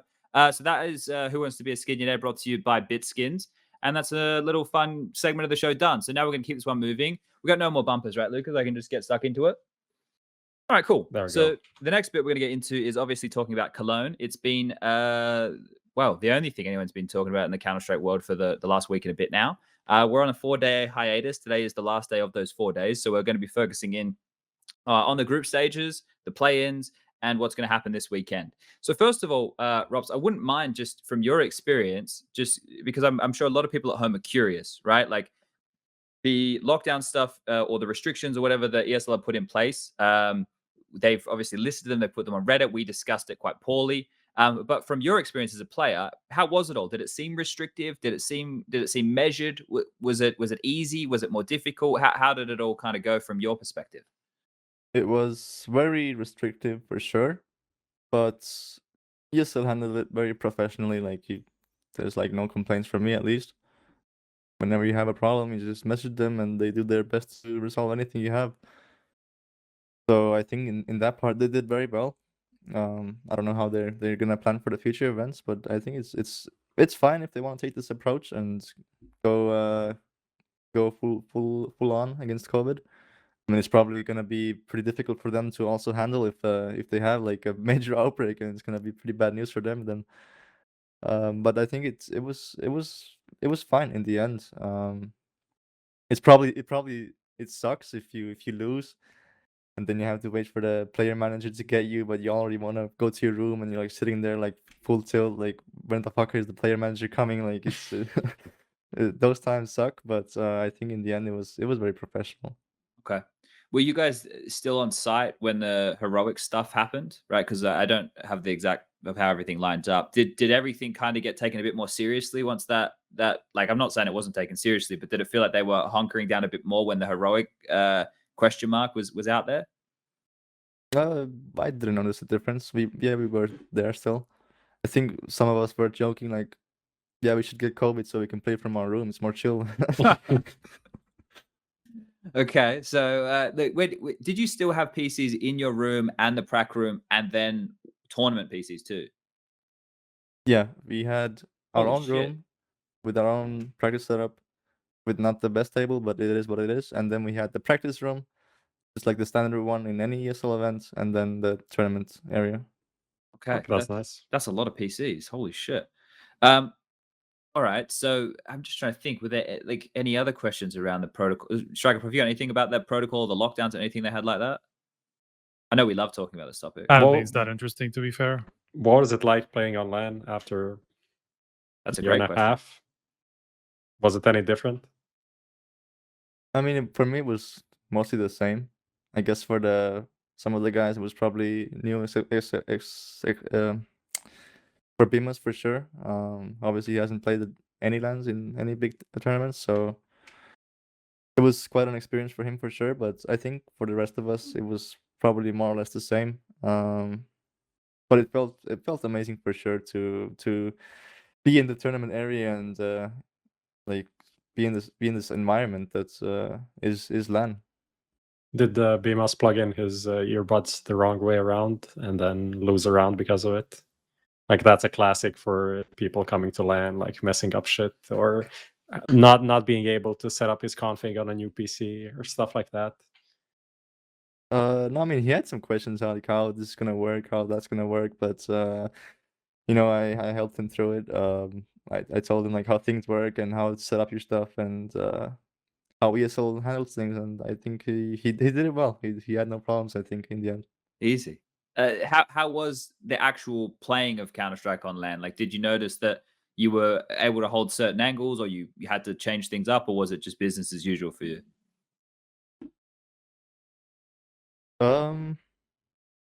Yeah, I'm not sure. I would say it was the same for me. Okay. I don't know if for some other players they felt some pressure maybe, but I would say it was more or less the same for me. So let's focus in on talking about the play-ins, right? Because that's obviously where you guys are at here. I'll find the bracket and I'll bring it up and I'll give it to you, Lucas. Give me a second. It's going to be a bit of clicking. This is the hardest bit I always have. I try to do. I normally find a team on HLTV and then work backwards through the tournaments. What's the best way to do this? Don't you go Boxer like to Striker? the? I mean, you I go click to events and then I have to go through the. No, on fucking- the left side of the main page, you have events on the left column, Yeah, not but the main play-ins column. isn't there anymore. Then you go into the main event and go to the bottom, and then you have related events. Then you go Oh. to the play-in. That would have been the quickest way to do it. All right, Yeah. Or you everybody. can just search for playing. Typing and is not an option. Typing is definitely not an option. I didn't want the keyboard to go in the microphone, all right? Yeah. I'm thinking of the people at home. They all hate the ASMR. All right, Lucas, I sent you the link. Whack that one up for everybody, and we can just have a little bit of a talk. Does anybody have the link I gave last week to where we were predicting where the teams were going to come? Because I think that would be not a bad idea to reflect on. I know you have a screenshot. I think Yep, here it is. Okay, so the play-in's concluded, and we'll just... okay, yeah, you can whack that one up as well. Like which Lucas. one? The last slide, right? Yeah, go to the last slide where we kind of have everybody there, Lucas, and we can reference that. But let me just go through for everybody who maybe missed it. Through the play-ins, the teams that we had coming through were NIP, Vitality, FaZe, Big, Renegades, Complexity, Mouse Sports, and Spirit. The teams eliminated were Sprout, EG, LDLC, OG, Team One, Vici, MIBR, and Bad News Bears. Which was, for you, Robs, out of all the names there, as a player, which was the biggest surprise to you that didn't make it through? Wait, I need to check the bracket. 1 second. I mean, it's got to be OG, right? Yeah, So I guess from the play-ins. Yeah, OG or EG, right? 1 second. I can link it to you. Hold Or on. NA Hopes, I have it, Bad I New have it. Bears. Yeah, Yeah, I mean, I guess. Wait. Yeah, OG for sure. And I guess that's it, to be honest. okay. Most of the favorites got out, and I think most of the favorites won their first match also, right? There weren't many upsets in those terms. In the best of ones, all of the favorites won. Yeah. The FaZe EG one is the only one where I think people would make That an was kind of argument. 50-50, so Yeah. Yeah. So I guess we can focus in on OG then. OG obviously lost to Renegades in the deciding series to get through. And it was a 2-0, right? It was a 16-11, and then it was an overtime on Inferno in 19-15. So the second map was closed. But do we think this puts EG in a place where they're in trouble? I'll leave this open to anybody. Or do we think it's just, it's a bump in the road and we'll see them continue that path later down the track when they gets back from the player break? I mean, if it's a bump in the road, then they're driving on a very bumpy road, I feel like. Because it's like every other tournament is something like this. IM Summer was great. They finished second. But before that, they also had like a bad tournament. And their first tournament with Nico and Flames was pretty good. Was the Blast, I think, Showdown, where they beat Astralis or whatever. So it's very up and down. It's I mean, to be consistently up fair, and down. if you look at the teams that they played, obviously we have Robs here who eliminated them. So there's that's something to look at. And honestly, like what you were doing in that first map, at least it's kind of hard to beat a team who has a player doing that. So I think the second last was to FaZe. Oh yeah, that was the best of one, right? So I mean, it's not terrible, You're obviously. talking about but, EG or OG? oh yeah, EG. I guess I'm not sure which team We're we were talking talking about about OG, now. I think, Oh, but- OG. Okay, because I heard EG. We could do both. Yeah, I But- mean, now that I'm talking about EG, it's just Yeah, like just- looking at the teams. I think FaZe obviously like did way better when you look at the entire tournament compared to the expectations. So that loss, I think, and especially if it's a best of one, like I don't think that's necessarily telling. And then Mouse Sports had Robs just doing Robs stuff. So I think if you look at the matches, the context, it doesn't look as terrible. But the problem is like the longer this goes for EG, the worse it gets, right? So it's like they just need to start putting in some results. Otherwise, we'll just always be stuck in this place. Well, they don't need to. They're a partner team. They'll just keep Right. getting invited to events. You that's the thing. You don't have to do anything. You can just keep rocking up, right? Like MIBR or another one of those names. As much as I know I sound like a cynical cunt right now, but that's the truth. Like there's teams who are guaranteed spots no matter how badly they do. And the mechanisms in place to deal with those teams. No, obvious- Sponge, if they finish last in 3 out of 4 consecutive pro leagues, then they can go up for a vote. And then maybe if like 3/4 of the people of the teams in the agreement vote against them, then they can be removed from the agreement. So it's not true that they can't be eliminated. Yes, That's absolute fabrication here. I'm just Sitting on an ESL chair and lying like that. I can't believe it. Who would have thought? Okay, so those are the two biggest ones that went out. I suppose the team who slipped through, and the one here that I think was the surprise for everybody was Renegades, and then they even managed to go into the main event and took a map off of Na'Vi. Right, it was the opening series. We all know that Na'Vi in those opening series, right, they tend to be a little bit more jittery, at least historically. Robs, when you were talking to Dexter and Renegades were playing, was he fucking hyped out of his chair still for his team? Was he walking around like a kid smiling, or was he trying to keep it cool? I mean, Dexter's a quiet guy who was just sitting there silently watching his old mates play, you know? Nothing really extreme like that. All right, no emotion from him. I thought maybe get a little bit. He's a father after all, you know. Sure, be able to show a little bit of compassion. No, he just gave us some insight to what the players are like and stuff like that. Okay, all right. So Some- what yeah. I'm really impressed with the Renegades result. If I'm just gonna speak candidly for a second here, I think the fact that they're able to get through with the opponents that like the changes that happened in the team. Obviously Dexter going is a huge. I don't know how many people would argue this. I think Dexter was the star of Renegades, and he was the in-game leader. And then they had to fill that void. I think Inz is doing the in-game leading now. They changed primary AWP. Alistair's doing it. He had some banger rounds. The MIBR 2-0, I think that's really good. I would say, and somebody here pipe up if you don't agree with this, but I think MIBR and Renegades are probably of comparable skill, right? I think that like the bucket, like if we were to put like a bucket of teams together and put like, you know, MIBR, Renegades, you know, that mob of teams you could put against each other and they'd probably have up and down results. I don't think it would be clear one way or another. And they're definitely not tier 1 teams, right? They're probably even on the cusp of tier 2 conversation in Europe, right? You would say that they're so I think a 2-0 for Renegades there is already huge. And then I look at the fact that they're able to beat OG 2-0. They overperformed in a big way considering they're region locked. I think it's a massive achievement. I don't know though, and Striker, I see not in a way. Do you think this is something that they can replicate, or do you think this is just like a fucking one and done? To be honest, like with how Cologne worked when you have not consecutive, but 2 series running at the same time, I like kept on it. I tried to keep an eye on everything, but it's obviously hard to kind of get a good gauge on an entire series if you like try to split your focus. And this was not the series I was looking at until the end when it looked like they were going to actually beat them. So it's kind of hard for me to tell to answer that question. I saw the one against Na'Vi, and that was impressive as fuck to me. But then, like if you take into context The that next two. Na'Vi just Ugh. tend to do that a lot of the time at tournaments, especially if you look back a couple of years. They always started off pretty slow at tournaments, and then they just fell apart entirely. So it's hard to say if that's something that we can take into the future and expect them to beat an OG again, beat the team like that. I don't think that's a realistic view in my eyes. Okay. Anyone got anything they want to say about Renegades? I think they're better than MIBR. Like Okay. not just better as a team. I think individually that they're also better than MIBR. And the only thing that MIBR has and they don't have is like more exposure to top teams and to playing in Europe more often and stuff like that. I think if Renegades had the same opportunities that MIBR had, they'd be much better. They'd be consistently around the top 30 area, and just like with the same opportunities, not having anything more to play than MIBR do. So that even going to overtime, I thought that was going to be an easier win for Renegades, but when it ended up being a win, I think that's just what they needed to kind of roll on and then upset OG, right? Sure. So also just to mention that Sicko like moving away from the op and still playing quite well as a rifler is kind of impressive to me. And yeah. And Alistair had some really big moments as well. Yeah. On the off. So and Inns had I think Inns was like the biggest part of the Navi one, right? I think we can hear your. I don't know who it is. Is Rob? It's Rob's keyboard, but that's right. I'll Yeah, involve him in the discussion so I don't bore him too much. That way we can Cool. we can Go keep ahead. him on us. Go ahead. Now, let's fast forward a little bit to the main group stage here, Robs, and this is where I want to get you in.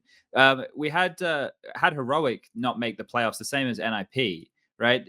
Now we had a lot of good teams at this tournament, but from my opinion, and I don't know how much you got to watch, right? But from my opinion, Heroic didn't look like the same team that we know and love from online. Do you think that's part of the shift to LAN, where maybe there's not so much confidence in their decision making, or do you think they just had a rough go of it?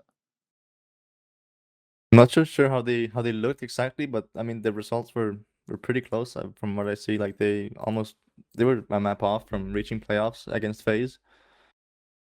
So I don't know if it was like them coming to LAN and not playing up the expectations, or just them having maybe a bad day perhaps in the end.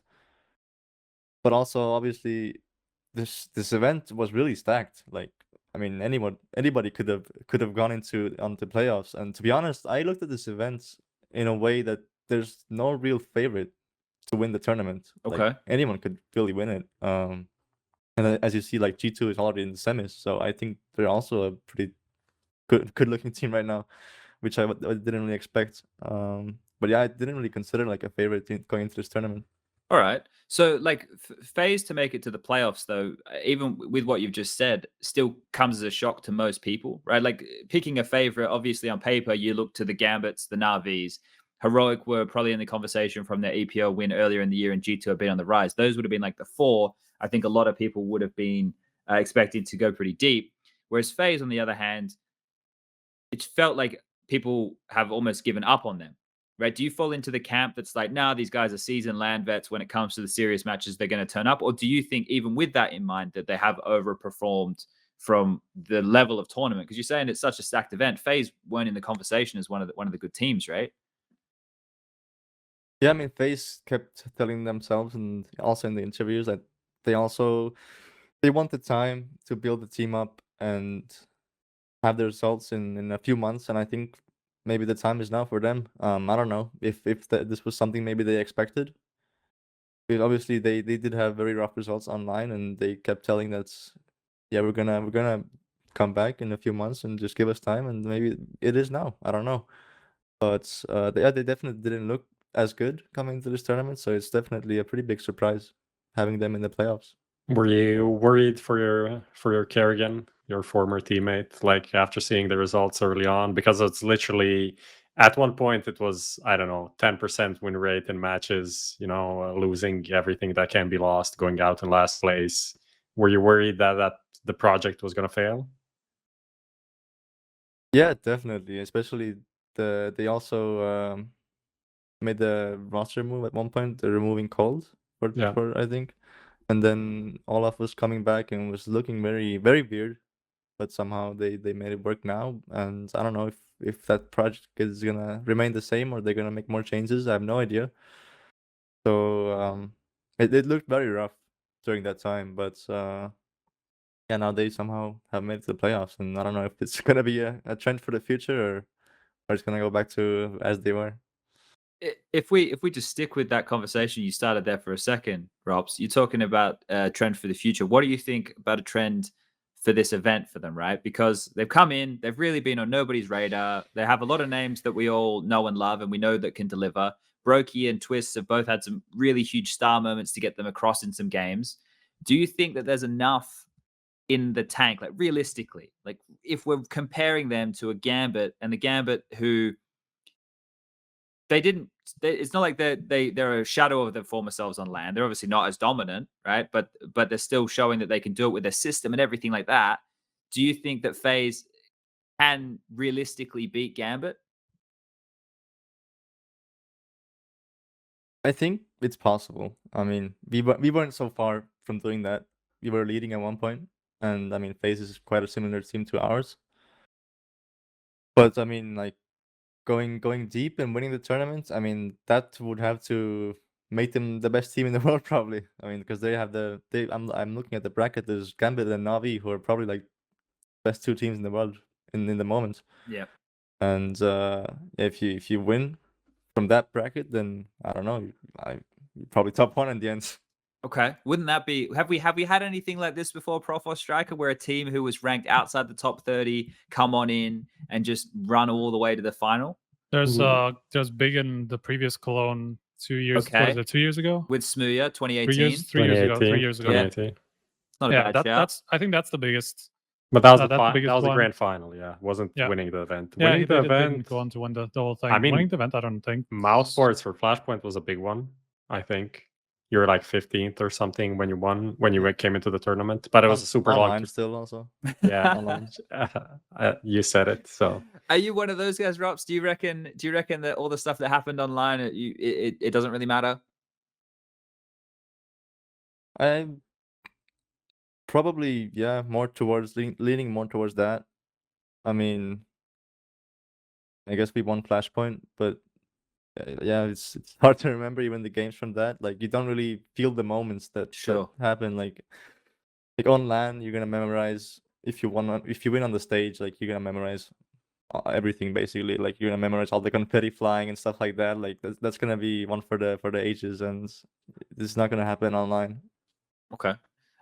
We'll come back to this when we get to question time with you, because I want to ask a bunch more questions about that. But let's just narrow back in on what's going on within this bracket. So we're not going to heroic- talk about FaZe, by the way, a bit more, just about this, this yeah. matchup that's coming up. We definitely can. We haven't sunk into our favorite team, NIP and Heroic, yet either. So, but yeah, let's stick with FaZe. It's an interesting topic. The people at home seem to love that one. Everyone loves FaZe. Yeah. Everyone loves FaZe, especially when they're winning and Olaf is back and everything's best and LAN is back and FaZe is the best team in the world, obviously. And how did we not predict all of this happening? Honestly, I'm pissed that I didn't double down, because I was kind of like edging towards like putting FaZe in that like what was it, Dark Horse group Yeah. instead of the grouped ones, and I didn't double down on it. That I'm pissed about that now, because I was like, okay, whatever. But it's kind of like FaZe things, right? Like, you can't really expect them to do this all the time, so it was very difficult to make that call. Yeah, go ahead. If you want I don't know where to even start with them, but I think overall they didn't look super good. That's what I'm kind of pissed about.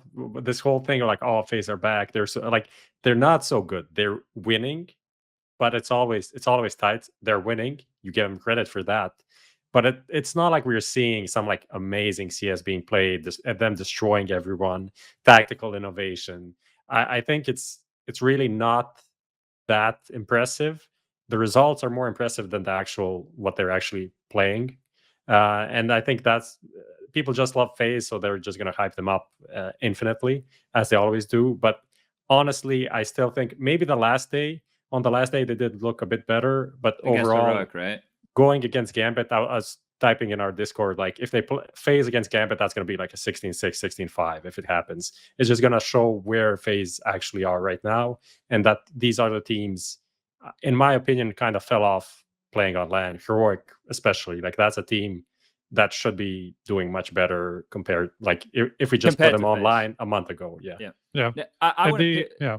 I want to pivot here, Striker. We're going to come back to this. We are going to Yeah, return sure. to this. We're going to pivot right Go now ahead. because we've got Rops for a limited time only tonight. So what I want to do, it's actually today. It's still daytime. The sun is still out. He wants to go and enjoy some of that. So what we're going to do is, Lucas, we're going to pivot to playtime. Don't worry about the fucking bumper. We're going to go through these viewer questions right now, and we're going to do the Parry Match Matchmaker. And do we need the bumper?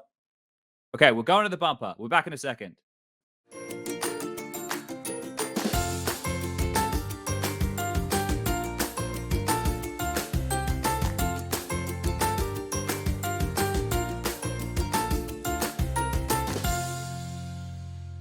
All right, we're back. So we are going to talk about Cologne. We're not done with that yet, guys. We'll get back to that, but Rops will just be leaving us. We're going to jump straight into the Because they're Paramatch so fucking matchmaker. boring, of course. Yes. Yeah.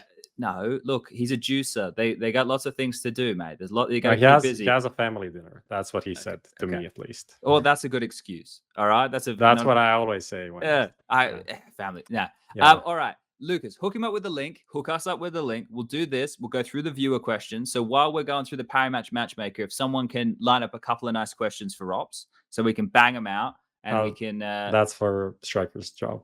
Okay, Striker. I have fun delegated with that. this. This is usually my job. But All right, Rob. So Lucas should have given you a link, and on that link, you could select from a bunch of different little boxes in text. Now, basically, the Paramatch matchmaker, what happens is we have 5 names. Today, we've gone with players. We've gone with Karrigan, Chris J, Oscar, Woxic, and Sticko. And on the right, we have descriptions. Best mechanics, best teammate, will improve the most, would like to play with, and underrated/overrated. So what we want you to do is pair them up. So you can you can use multiple players on multiple options if you want. But just talk us through your logic here as you pair these up for everybody playing at home. So I can use multiple options for multiple players. Yeah, so like if you think that Karrigan has the best mechanics and he'll improve the most, there you go. There, I can see what you've done there. So yeah, you can pair up as many as you want. Okay, and it doesn't matter for the next ones. No, yeah, you no, can no. use them again. Yeah, we just okay. want to hear your logic. Well, Karrigan, definitely the best IGL I've ever played with. So I guess I would like to play with him, if that allows for anything. Okay. And he's also a very good teammate in the sense that he's super motivating in times where you're feeling down or like you're losing around. Like, this guy is gonna bump up the team. He's gonna do everything to win, basically. And I'll probably give him like the best teammate check here. Okay. Karrigan's getting 2 straight off the bat. All right. What about Chris J? Let me think. I probably have a lot for him over the years. Will improve the most? Probably not. That's what I'm thinking. No offense to Chris J. But who knows? Like his last stint was kind of shit, so he can improve from that if we want to think about it that way. Well, I wouldn't say he's got the best mechanics, but he's definitely got also the very good signs for being the best teammate. Because this guy is always gonna back you up and always gonna just be the good guy on the team, and also you can also be the bad guy, like point out the mistakes and do everything to fix or solve a problem. Like, this guy isn't scared to point out what's going wrong or just say the bad things that sometimes you need to hear in order to fix a problem. So I would give him that. Okay. Oscar, that's a long time ago. Mm-hmm.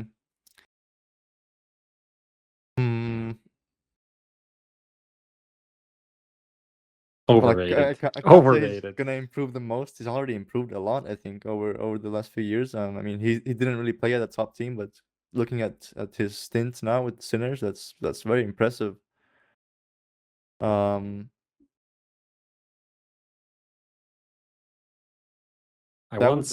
would give him maybe perhaps underrated, because sometimes he was also under some heat back then, when like people were reporting like this guy has some weird attitude reasons and stuff like that. But I think that's not so much true. And this guy, if this guy is on fire, he's gonna probably be like one of the best operators in the world. And I mean, back then in like Mykonos, he got the MEP. That was like insane to watch him play and play with him back then. So I don't know if underrated is the correct term, but I guess it's decent enough. Okay. Woxic with his 1,000,000 sensitivity. um, I mean, his mechanics have to be pretty impressive when he's playing with a sensitivity like that. Yeah. um,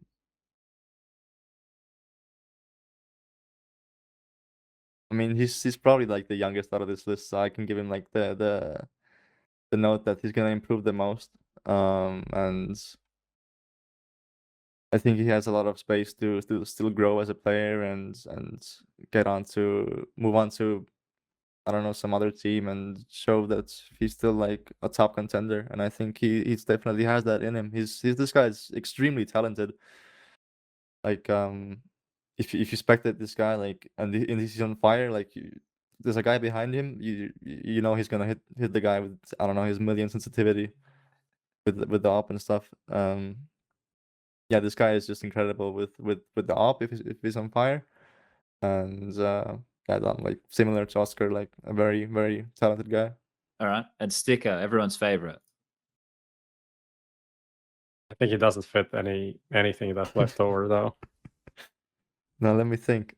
No one had, look, because Robs's name needs to be that best mechanics if we're going to be real. Should have put himself down. What are you doing here? That is true. I'm asking Lucas to give us like more answers than 5, so I can have like more options, so then people can actually like fit something, whatever, you know. Sure. But he's too lazy to do that. It hasn't done that for the last 3 months. He's so now busy, man. So now we're still stuck with 5 and the awkward situation.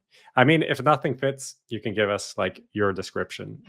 I'm just gonna click some things and I'll try to explain. All right. Click this one, and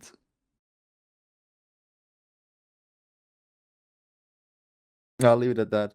I mean, Stico is like a guy who's very open to anything. Like this guy isn't scared to do anything or be the guy who's just tanking all the stats or whatever, and he's just very open-minded. And I think that is gonna make him just improve the most. And like he's gonna learn from anything that he's gonna come against. He's a very nice guy. He's, as I said, very open-minded, and he's not scared for change. All right. All right. Well, let's wrap up the Paramatch Matchmaker segment right there, and let's jump into some of these viewer questions here before we have to let you go. Now, Striker, did you find any good ones? There was the jokey, has Dexter introduced his son to the team? Has Wait, Dexter what? introduced his son to the team? Yeah. Oh, okay. Well, he's left in Australia. That'd be hard. Yeah, of course.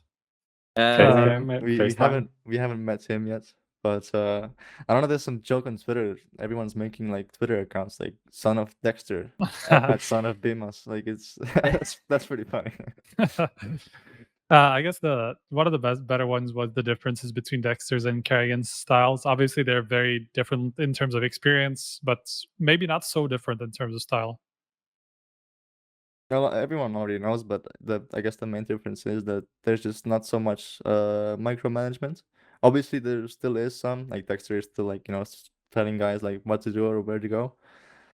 But Kerrigan was really doing it like way on another level, and he was taking more control of the round. And with Dexter, we're kind of, everyone has like more freedom, I would say. And we're just like in a constant free flow. Like he's gonna give us like the what we do in the start of the round, and then we just go from there. Like I mean, it's obviously similar to any IGL play style, but he's just not so commanding, I guess. Like we kind of all chip in and try to do the best in the round and see how it goes. All right. If there was one position on a map you currently play that you could change, what would it be? I need to take the map pool because I don't know. I can't remember all the maps even. I came up with an acronym for this. What was the new one I came up with? Domain V. Dust 2, Overpass, Mirage, Ancient, Inferno, Nuke, Vertigo. Domain V. Bang. You like that? I'm pretty satisfied. Yeah, that's nice. I'm pretty satisfied with all of my roles, to be honest, but except the thing is with Vertigo, like the map just fucking sucks. It doesn't matter where you play, like every position sucks. So I think Vertigo is just like Just probably get the me worst one. off the map. Yeah, like I mean, doesn't matter if you play A. I mean, I play B side on CT, but like any position fucking sucks on that map. So probably that. What do you think is the flaw? Is it the fact that the site executions have so many smokes? Like, what is it that you don't like about Vertigo? There's probably like not so much the fundamental part of CS is kind of missing in that map. Like you don't really have like proper ways of taking map control. Like it's always smokes up in the air, people just spamming through the smokes. Like you don't have this taking area basically. Okay. And obviously having like the 2 levels, it even makes that more difficult and more random and stuff. Because as you say, like smoke kills, Vertigo. That's like the fucking Bread and butter, yeah. yeah. But what about this? You're a native res user, right? Yeah. Okay. Why do you like using native res? Because a lot of people at home, when they see players with certain things, is it just the answer of its personal preference, or is there? Because I'm sure you've tried a lot. Is there something that stands out about that you like the most? No, when I started to play, I used to play 4x3 for the sole reason that my FPS was ass. But then I got a better PC and I just switched to 16:9, and I didn't. I mean, the thing is, obviously you have a larger FOV on 16:9, so that was just the reason I went to 16:9. And like the native 1920 res, it was just like the one I picked, and I just stuck with it. And there's nothing else, to be honest. I want to point out something pretty funny here, though. You talk about an FOV, right? But then you you sit sit close. so close to the monitor. So because to me watching it, I go, holy shit. Like, first of all, I couldn't imagine. I can't get this close on my desk as you get to your screen when you're playing. When you do that, is like how much of moving around to actually look around the screen is there? Because are you able to see like all your information down the bottom with like your HP and all that shit, or are you physically having to? It's probably subconscious now, but are you actually having to look around the screen? Like, because we see you look at the radar, but do you have to do that with all the info? I mean, yeah, I guess I have to move my head whenever I look at the corners of the screen, but it's all like unconscious. Like you do it naturally, you're used to it. I mean, if you sit far from the monitor, you just look with your eyes. You don't really tilt your head, but it just comes naturally. If you're sitting so close, it comes naturally that you just move your head also. Like you don't really think about it. Okay. I just couldn't, like, for me, I fucking hell. Like, I get why you do it. You see a lot more stuff, and it's like, but fuck, that's look, it works. There's so many of you kids who are doing it now. It's off the But for me, I mean, the simple answer is why I sit so close is just that's how I feel comfortable playing. That's how I focus the most, and that's how I'm at 100%. Like it has nothing to do with my eye vision, anything like that. It's just that in that position, I'm gonna hit the most headshots. Okay. That's it. That's a sick answer right there. That's the answer. Yes, that's a great answer. All right. We got any other striker? Any other questions? Prof, you got anything? There's a question. Who do you think is the best rifler in the world? Because often we talk about the best players. It's always these fucking op abusers just pumping their stats. So who are the best riflers? I think it's probably Elise or Electronic. Okay. I would say them because I think those two have never actually touched the op at all, and they've always stick with their rifle, and they always post up great numbers. So I think, I mean, Electronic not so much. Maybe recently he's in a slump, but I think both of them have always been up there and been very strong all the time. Okay. Are there any players you watch for inspiration? Like any demos of players that you specifically like watching or anything like that? Or now is Rops like at the top of his game that you're the one setting the meta for the riflers?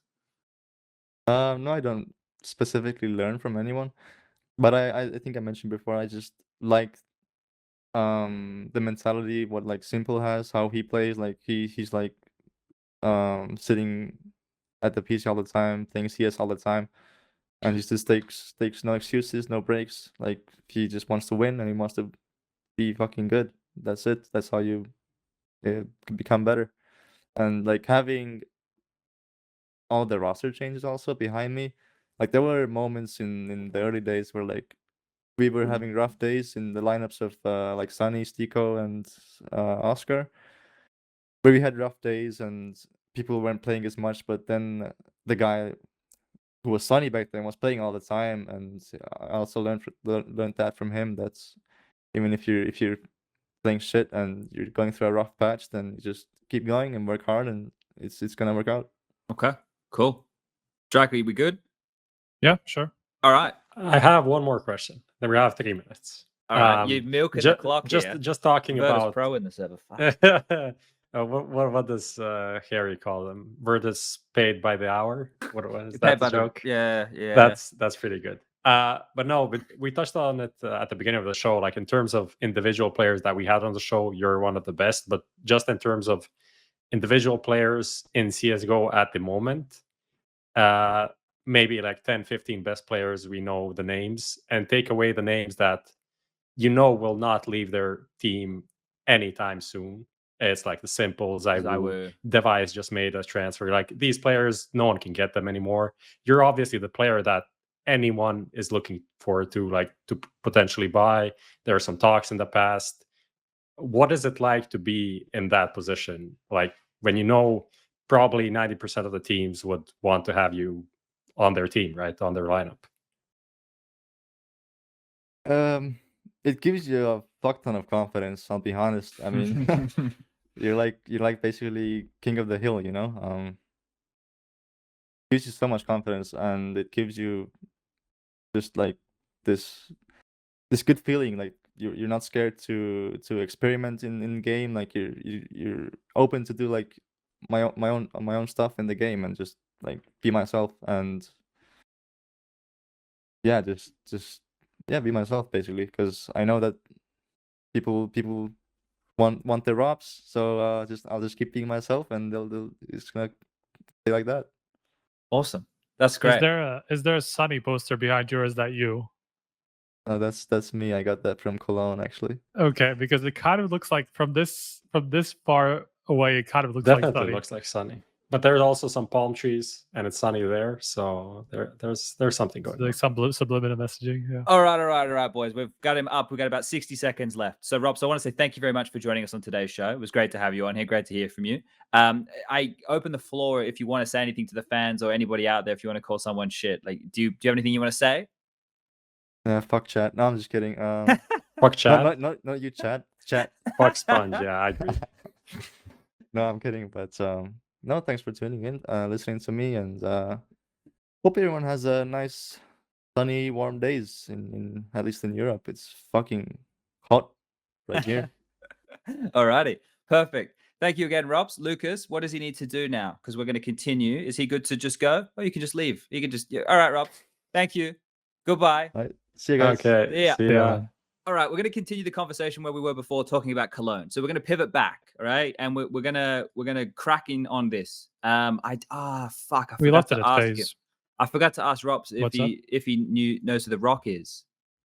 Because I wanna. There's a casting moment. Did I ever told you guys about the casting Yes, you moment? did. Didn't you do it live? You tweeted I it. probably talked about it live. Yeah. Anyway, Yeah. let's just. He's not in the tournament anymore. I won't be able to use it. Plus, it would be better in an arena anyway.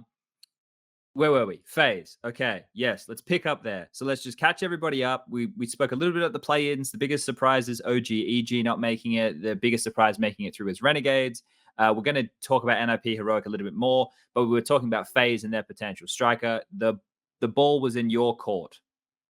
Yeah, I mean, what I personally liked about FaZe was kind of Twists finally taking that main star role, but actually showing that on consistently from match to match. I think he was their best rated player in like every match or most of them anyway. So I like that part, that he's finally kind of like grown into that role properly. Like he was already their best player statistically, I think, up to this point. But I think this tournament is kind of where it peaked and where it showed the most. So I definitely like that. I agree with Prof with that they didn't look and that they evolved in any sort of like specific way, I guess. They performed better individually for sure. There's no question about that. But in general, I felt like it was kind of the same phase as always. So in that aspect, I think, I kind of like there was the press conference with G2 that took place yesterday. And I asked Nico about it, and I didn't really include it in the article because it was kind of irrelevant. But I asked him about what he thought about FaZe and their chances of doing anything in the playoffs. And he brought up a pretty good point that if it was Navi that they were meeting in the quarterfinals, I think he saw a chance. But now that it's Gambit, by the way, these two teams have never played against each other. They've never played in a matchup, Gambit and FaZe. So there's definitely something to that FaZe will not be used to for sure. Like they could know like everything about Gambit from watching them all the time, but I think it's different actually playing them and being in the game against them. So I think that's going to be the biggest problem for them facing Gambit. It's just something that no other team really does at this moment in the meta. So it's just going to be difficult. While Gambit just seem prepared for anything, so I don't think it's going to be much of a shock to them. Well, what about like some of the positives though that we did see from FaZe was it wasn't just the individuals of Brokey and Twists having big plays, right? Obviously, the Karrigan T side woes we know a bit about that. He even touched on it with something that you were talking about, Prof. So really, that's something the article you did. Sorry, but the thing with that is when I look at it, we had big moments from Olof that were clutches. We had some classic Rain moments, right? Now that we get into the FaZe have nothing to lose. This is my biggest thing with FaZe. They have nothing to lose. Their T sides can really only get better. Statistically, they're a fucking mess. Like how can they get worse? How can those T sides get worse? It doesn't seem like that's possible, right? So like I'm thinking about this and I'm thinking all the pressure is on Gambit. There's no pressure on FaZe. They've already exceeded their own expectations. So that's why. And normally I'm the type of guy who's like, nah, there's no chance. Like there's no way in the world. But for some reason, I'm kind of thinking maybe there's a chance. Like, am I delusional? I know I am, but no, like... you can see it. You can see a theory how that happens. Like it's not super likely, but there is a way for this upset to happen, and that's essentially what.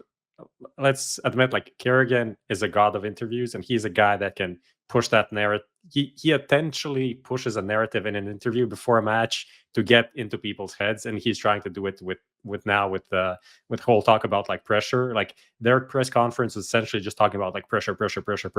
No pressure on us. We're the underdogs. We're also the underdogs. We're 37th before this event.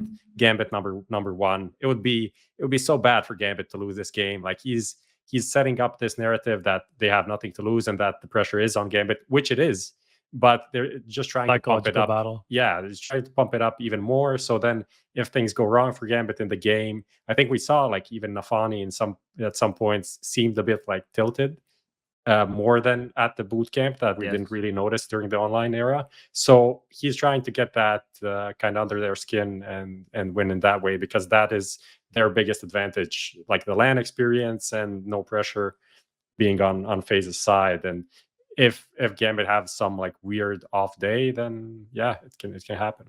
Strike, if I was to put it this way, like I think we're all in agreement that the better team, if we were to play this game 10 times, I feel like FaZe would have the chance to win the matchup maybe once or twice. Yeah. So with that in mind, and then what we're talking about here with the upset potential, then the whole conversation is no longer about FaZe and what they've done and what they can do, because it's going to be the anomaly, right, that's going to come through. Have Gambit done enough at this event to convince you that you're going to get the same level performances from Gambit that we've seen for the last 7 months? Oh yeah, I think so. I think obviously this is something that I did in my mine and Luis's article with what we learned from the group stage, and in general, while there were some moments where they were maybe a little bit more emotional, they would have been online. I think it was just like in very specific moments, and in general, they just looked just as calm in like those pressure situations as always. They look just as good individually. Like I don't think anybody has been under their normal form. I don't know who you think has been, maybe. I don't know if I think that they've been like crazily under form, but I definitely noticed moments where Hobbit and Axel are positioned in positions that they'd normally be in, and they get 2, but they get 1 and traded. I noticed a bit of that, right? I noticed a bit more. They just weren't converting as much as it felt like they would online. I don't know if the stats back that up. Like this is just the eye test.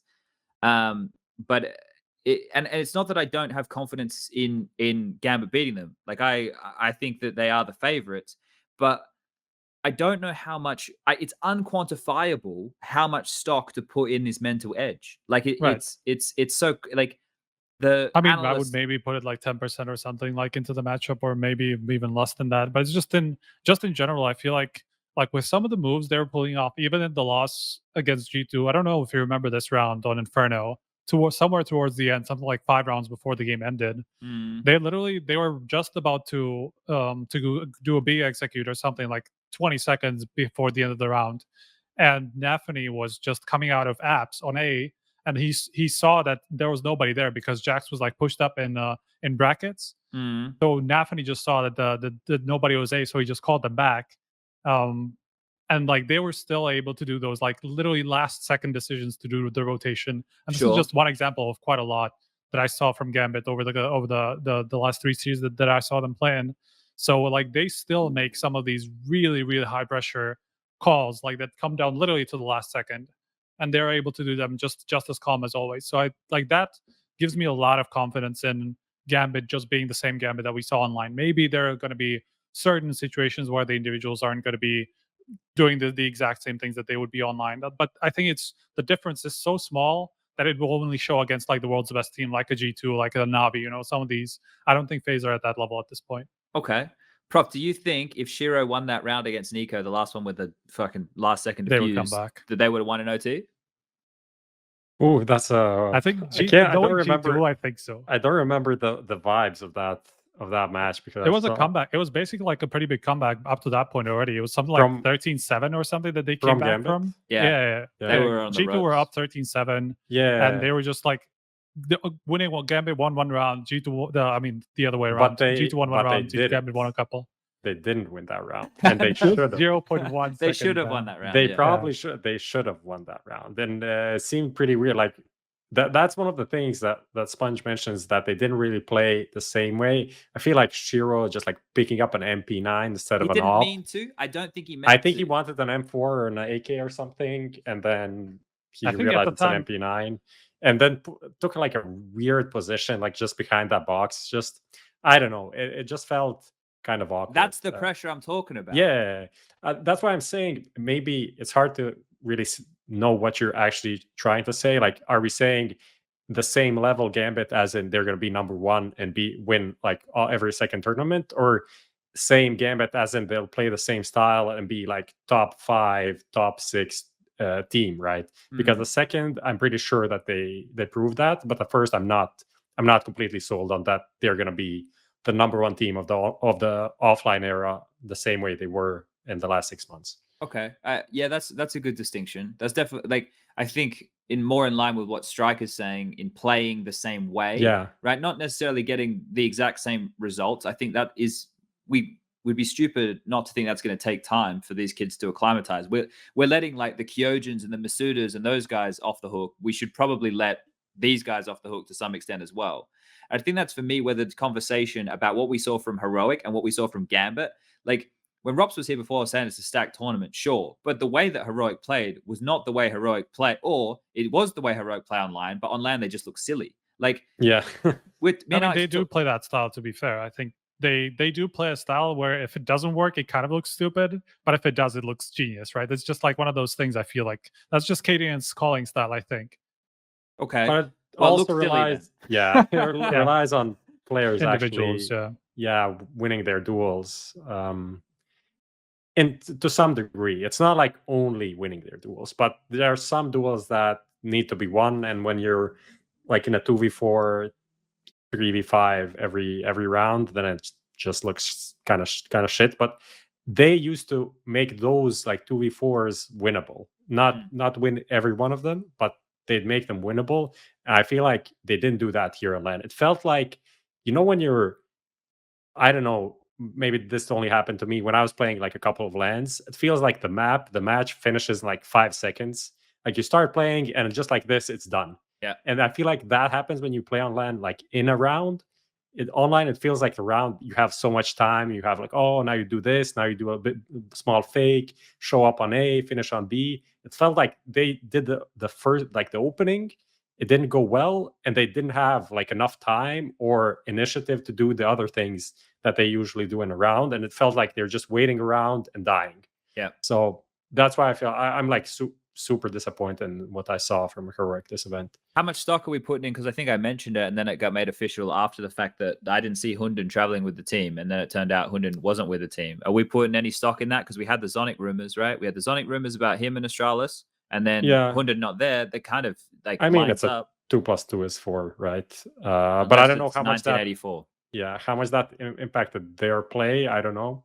But it surely looks like, Hunden Astralis and rebooting the team at some point. I don't know at what point. Yeah, and I guess this is like, unless we got anything we want to dive into with Heroic more, this we can kind of pivot to the Astralis conversation now, because Can do. they, as a team, the Astralis that we know and love, who are the greatest team in the world, not only had fantastic individuals who would do nasty, nasty things, but they were so well refined. They were the ones who brought utility usage up to the very, very top, right? They were the ones who said, hey, look, if you just take a little bit of time and throw some set grenades, you can actually do a shitload of damage. Or if you're executes or milking utility, or like just the current way the game is played, the blueprint, Astralis did it. Everybody else has just copied, right? Like I think we can probably all agree on that. But the Astralis playing now, it doesn't look like a team with depth. It doesn't look like they're scrambling together these rounds that make sense, but they're requiring individuals to win big clutches or have some crazy moments go their way to secure the games, right? Like their run at this event, let me just go through it for everybody. A 2-0 over FaZe, which both maps were relatively close, 16-13, then 25-22 on Nuke. Then they were able to beat Heroic, who we just said didn't even look like themselves. I think if anyone's going to fall into the category of like potentially warranting an online tag, out of all the names here, I think Heroic would be at the top of the list for me. I'm not calling them onliners. I'm just saying if we were going to, throw those terms around. And then after that win, Astralis had already secured themselves a spot in the playoffs, and then they lost to Na'Vi. And that Dust 2 game, I feel like Na'Vi threw that. I don't know what you guys think. I feel like Na'Vi fucking overcooked the pooch on that one. That's not how the saying goes. But that game, like Glaive wins a 1-on-3 at mid doors with 12 seconds left because they all decide to rotate late towards B, and he just kills them all with a USP. What I'm saying is this Astralis team, how the fuck did they get here? Like how? because them and FaZe, right? And I don't mean any disrespect at all. I just said they're the best team to ever do it. Like these players on this team are fucking amazing. Like the way that I'm kind of framing Astralis is like, I think I was talking to Matthew the other day. He had a really good label for it. He said they're like a wounded wolf in the forest, but they're really proud. They're walking around with their head held high, but they're hurting, right? And it's clear that they're hurting. We hear all this drama around the org. We hear the rumors around Zonic. We know that Device has left the team. We know that all these things are happening, but they're still here and they're still giving it their absolute all. And emotionally, you can see on the faces what it means to these players. So Astralis are another one, I think, of the namesake alone. They've overperformed here based off of individuals playing well. Is this another team we could lump into that same basket of FaZe that they have VP in the quarterfinal? I feel like theirs is a little bit easier to win, but do we expect them to be able to make it to the final? Is this a team that has legs to go the distance? I would say no, just because I feel like people are overrating Astralis a little bit, just because they kind of, well, you touched on it a little bit, right? They kind of took the easier route to the playoffs, where they win the first 2 matches, right? Because if you have to go through the lower bracket, it just ends up being a pretty different route. You have to win an extra series in that in there, right? So I'm definitely not convinced, but I do think that the way that they've dealt with the opping situation right now works better for them. Okay. Glaive is taking the op from dupreeh on the T sides, which I think makes a lot of sense. dupreeh was pretty clear about not being very comfortable in that role, in the opping role, and just wanted to take more initiative and stuff like that. And you could tell that dupreeh was in a pretty good form when he was on those T sides, and he's always been a decent CT sided opper in like a secondary role when Device was still on the team. So I think that fits him a lot better than it used to, or than it does on the T side. So I think from that aspect, I can see how Astralis have made at least a step in the right direction in the way of how they deal with the op, because the way that they did before was just a plaster. I guess this is too, just because neither of them is a primary opper, and this is not something that people have done consistently. I've had a lot of success with, where they have 2 different people just sharing those duties, especially if it's like on different sides and not on different maps. So I don't think it's a solution long term, but I do think that they look better than before. And that long-term part is a big part here, right? Because I don't know how many of us think that this version of Astralis will be together after the player break, right? Or for that much longer. I think I don't know if you guys agree. Like I feel like there's change in the water. We can talk about that on next week's show, I suppose, after it's all done and dusted. But Prof, do you think that Astralis have any chance going up against VP, or do you think it's like maybe that's the wrong question? Who is the favorite in the VP Astralis game? To be honest, like VP was one of the teams that I almost didn't watch at all at the event. I didn't really catch up, to be honest. I had like 3 teams that I really wasn't interested in, and because there are so many matches, I'm like, I'll ignore this part of the bracket, which is like big VP and complexity, which I don't know, I just like not interesting at the moment. Have been together for so long, so I don't really know like how VP even won the VP NIP game. That was the one that surprised me the most. That was probably the most surprising result of the tournament so far, at least the main stage. So yeah, I don't know where to put VP. That's kind of my I mean, I'm not sure that the VP should have been here. If you look at the way that that they played against Complexity, they should have 100% lost that game. That was like a massive comeback from like a 15-8 or some like ridiculous scoreline like that. Yeah, Complexity choked that really hard. They should never have lost that. So like for VP to be in this position in the first place is obviously impressive, considering that context. Considering that they should have probably just gone out in last place instead of Complexity in that series.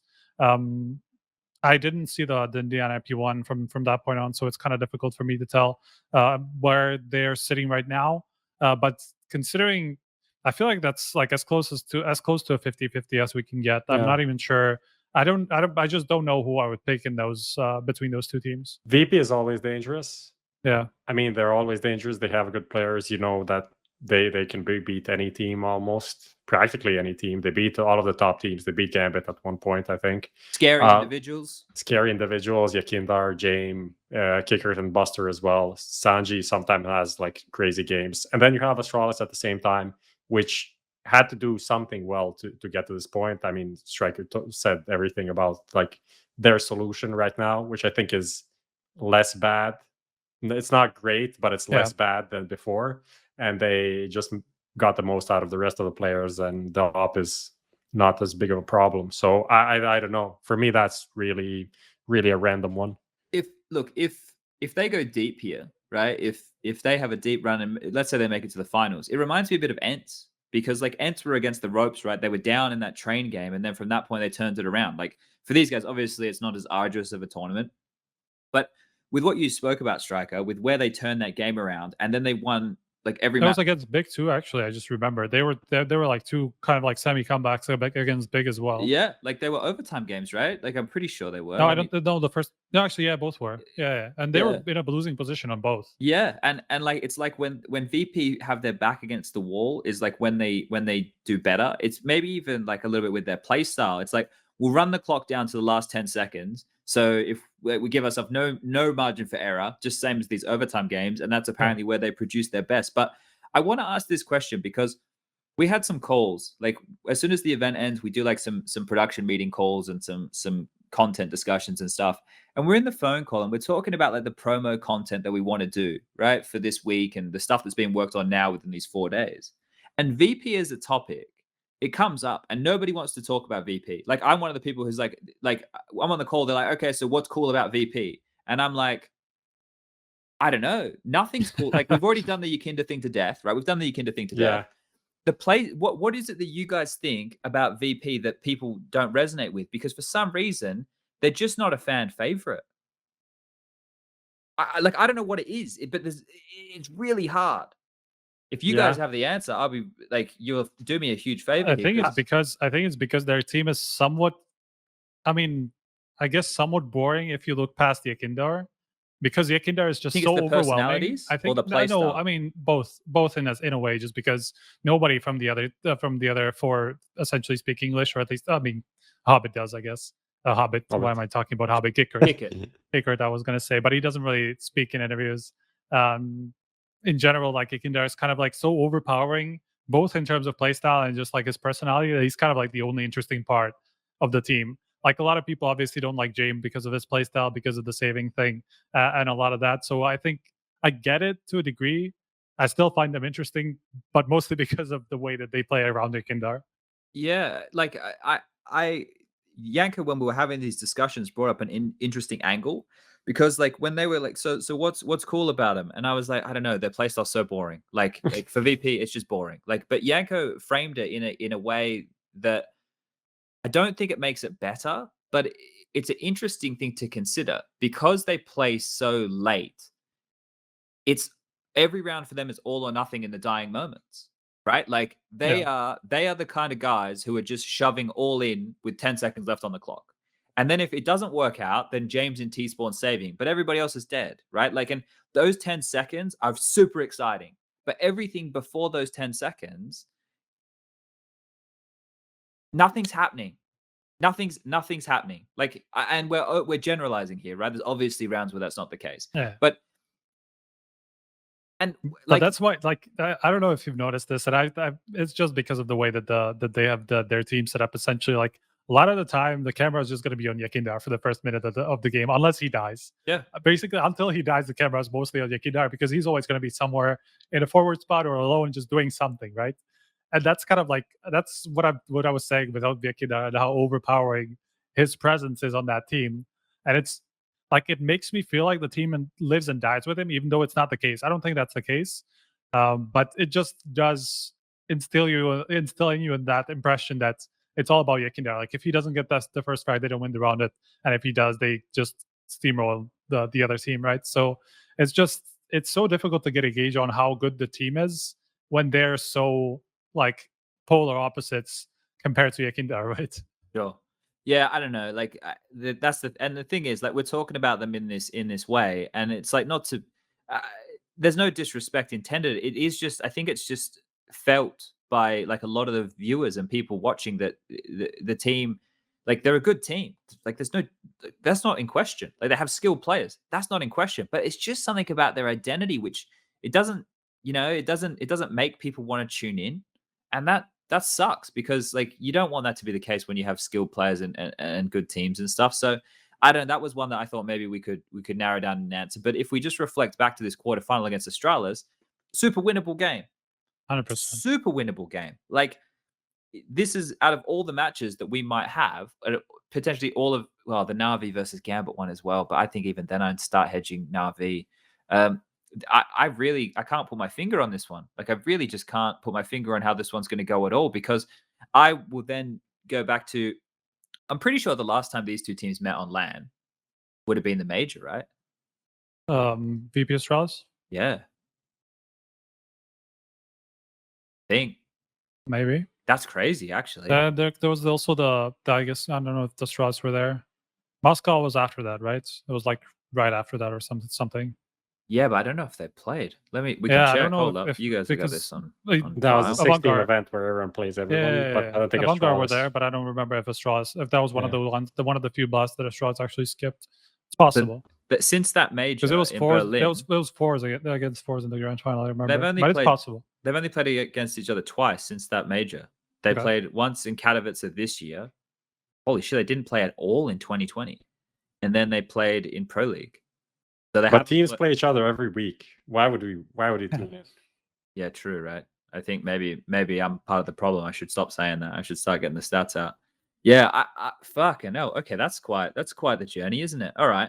And there is a thing, like, I know when they played in Katowice this year, Kickard mentioned, I think Kickard or Yakindar, but essentially someone mentioned that they kind of, the Avantgarde guys, ex-Avantgarde guys, have a beef with Astralis for losing that grand final. Essentially just want to make it up. Okay. Because of course you come to the grand final of a major, you think maybe you have a chance, but they didn't have a chance. Yeah, body. They got destroyed. So they need to like win the next 10 best of threes on LAN to kind of make that maybe equal. Maybe a bit more than 10, I think. Yeah. It might have to be revenge, like knocking them out of a major, right? Like that's the type of shit that might maybe be able to get you the sleep back. Now, the other two names that we haven't spoken about are Na'Vi and G2. I know that G2 everyone loves talking about G2. They're finally winning. They're winning. Chad, they're gonna win this event. You think so? No, I don't. Okay. Sorry.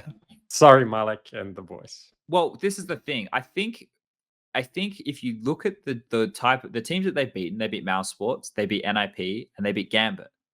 They're all big names. They didn't get any fucking freebies, right? Like those are all like good wins when we look at it like that. Solid resume. Yeah, and the game against Gambit, I think, meant more to G2 than it did to Gambit. Just to be like what the takeaways were from that matchup. I'm not saying that Gambit weren't trying. I'm just saying that the takeaway, not only the win, G2 are able to get that, that voodoo out of their heads, right? So I think that has a potential to unlock this team going forward from maybe some of those mental woes.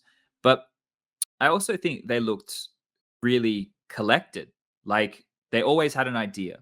They never looked like they were down and out. They always seemed to like their defaults, and a lot of the defaults they were getting away with. Like Jax was having a fantastic bunch of games. I think Amanek he had some rough games and then he bounced back and had some good games. Like I got to witness both versions. I think Nico and Hunter are both having really good tournaments. Like, do we feel that like this is the time, or is this still just part of G2's evolution and maybe we'll see what happens in 6 months? Look, I don't want the problem with G2. I don't want to get baited into thinking that this is the G2 that can win the tournament. It's like always you see some of these series from G2 and you think, fucking hell, this is like a world-class team. This is a title contender, right? And then they show something next series. They haven't shown it so far, so I'm just going to go ahead and say they're going to reach the final. At least they're going to have a chance.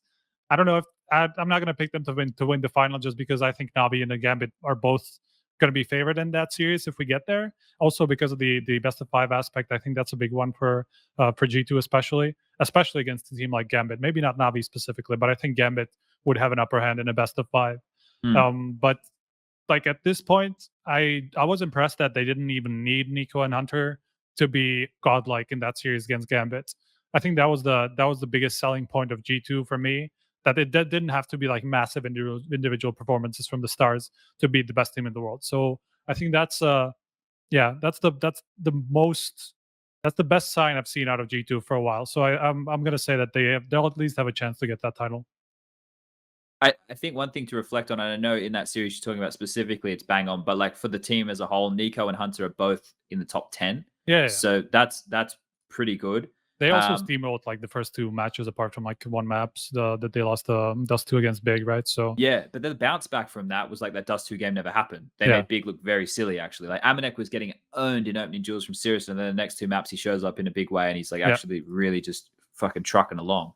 So Prof, would you agree with the sentiment that this is G2's grand final to make, just not to win? Yeah, I think that's reasonable. They shouldn't lose. They shouldn't realistically. They shouldn't lose to VP or Astralis. Yeah, they really shouldn't. That's why they will. Yeah, but they definitely can. Well, that's the problem. Like I could definitely see them just like losing the semifinal and not even like properly having a chance. But I just don't think it'll happen. I don't see that happening. I can't. It's because it's just like in the G2 DNA, right? It's just like there has to be some sort of a fuck up at a tournament, like at some point. The problem is with the way the bracket is now, if G2 don't make the final, then we get a less on paper we get a less exciting final, right? Unless Astralis come out and they're just like, we're fucking back, and they just like rip off their shirts and they're like Hulk mode and it's 2018 all over again, right? Like unless that happens, G2 is our best candidate to have a good grand final, which G2 Gambit would actually probably be the best grand final from a viewer perspective. I think G2 Navi would be like. Yeah, I mean, people tune in for Navi, but I think Navi would have an easier time against G2. From like how the match would go. Yeah, it might be another. If it was Navi, G2 could be similar to the Katowice one. That's the thing. We could get the last LAN, Katowice 2020 grand final, Navi G2 as the first LAN back. Wouldn't that be something? That was such a funny. We just pick up where we left off. Yeah. That was such a funny quote from Nexa, that press conference at the end, pretty much when they were basically asked about this, about the last kind of like big final they reached was obviously Katowice, right? A year ago. So they were asked about Navi and potentially meeting them in the semi. And Nexa was like, well, we've grown a lot since then and stuff like that. So maybe we can take a map off this time. I'm like, okay. It's definitely learned. What about this? We'll live in my fantasy world for a while. G2, they get through Astralis or VP, like it's whatever. They get across the line. FaZe come alive. They take down Gambit. Nobody saw it coming. They go in against Na'Vi. it's Simple versus Nico in the final round, and Nico wins another crazy 1v1. Now it's FaZe against Nico in the grand final. Would that blow everyone's socks off, or is that not gonna? Is that I think it would too be much cool. like a I think it would be movie? a really cool storyline. I'm Be a not sure shit if it would game, be though, the wouldn't best. Yeah, I'm not sure if it would be the best game at the end. It would be. I think it would be a sick game in that The you just viewership would not be know, you insane. don't know what would it be happening inside the server. Like you'd just be watching in excitement, but going like, "What the fuck is happening?" Yeah. Well, that's when you say, like, when you guys talk about that Gambit G2 would be like a good game on a technical level of Counter-Strike. The game that they played the other day was a good game. Yeah. From like an exciting game, I'm sitting next to the guy whose job it is to hype shit up. When he doesn't have to hype shit up, that's how I know it wasn't an exciting game. Like Alex and I, when we come to the end of the map, and it was like, yeah, so how was that one? And we're like, yeah, well, Chad, you were mainly breaking down the things, and then when Alex got a chance to do play-by-play, it was 2 kills and the round's done. Like that's for us, like to cast. But that's not just like a G2 or Gambit issue. That is like The CS play at the style at the moment. moment. Yeah. Yeah, that is the playstyle at the moment, and that is like the whole conversation that's happening on Twitter the past couple of days, week, whatever. Saving is so prevalent. Maps like Inferno, where the rotations from A to B are insanely large. Dust 2, Vertigo, you don't have to even talk about that. And people are just smart and they want to save, because saving, especially when the money loss kicks in, it just makes sense. You can win with half buys, force buys. Why throw away guns? So that's kind of the issue. And the post plant op meta, that is fucking insane, especially on Inferno. It's so hard to break down like a 2v3, 2v4 after plant with an op in B. You win most of the times. Yeah. Let's talk. Do we want to dive into that topic at all? Because I think it's too late now. Not Okay. really. Yeah, you're right. All right, the last team to talk about here on the list, and the one that I personally think are the ones who have the best chance at lifting the trophy is Na'Vi. And I think not only is Simple still showing godlike form, This is beyond that, by the way. it's ridiculous. I don't think, like, I feel like people are sleeping on it. Like, we all talk about Simple like he's like, well, I do. If anybody ever comes to me and says who's the best player in Counter-Strike, it's Simple, right? Like the conversation about ZywOo, I know that he won the title that you guys give out 2 years in a row. For me, I don't give a fuck. My title was Simple. I give it to Simple. Simple's got it for the last fucking 3 years. Like his form is nuts, and the caliber, the first land back, all the context makes it more nuts. And he still has a team that are playing around him, and they look like a team again. Am I doing it again? Am I getting excited about Na'Vi when I shouldn't? Like, is this where I should be scared? Because they normally do this, and then next week we're all like this, doing this again, and we're freaking out. So like, what is it? Is this Na'Vi looking legit? Does anybody want to say that? I'm scared to. I'm like kind of turning away from the screen, like I'm just scared. Look, if I said it about G2, I'll say it about Na'Vi too. I might as well just double down, right? I think so.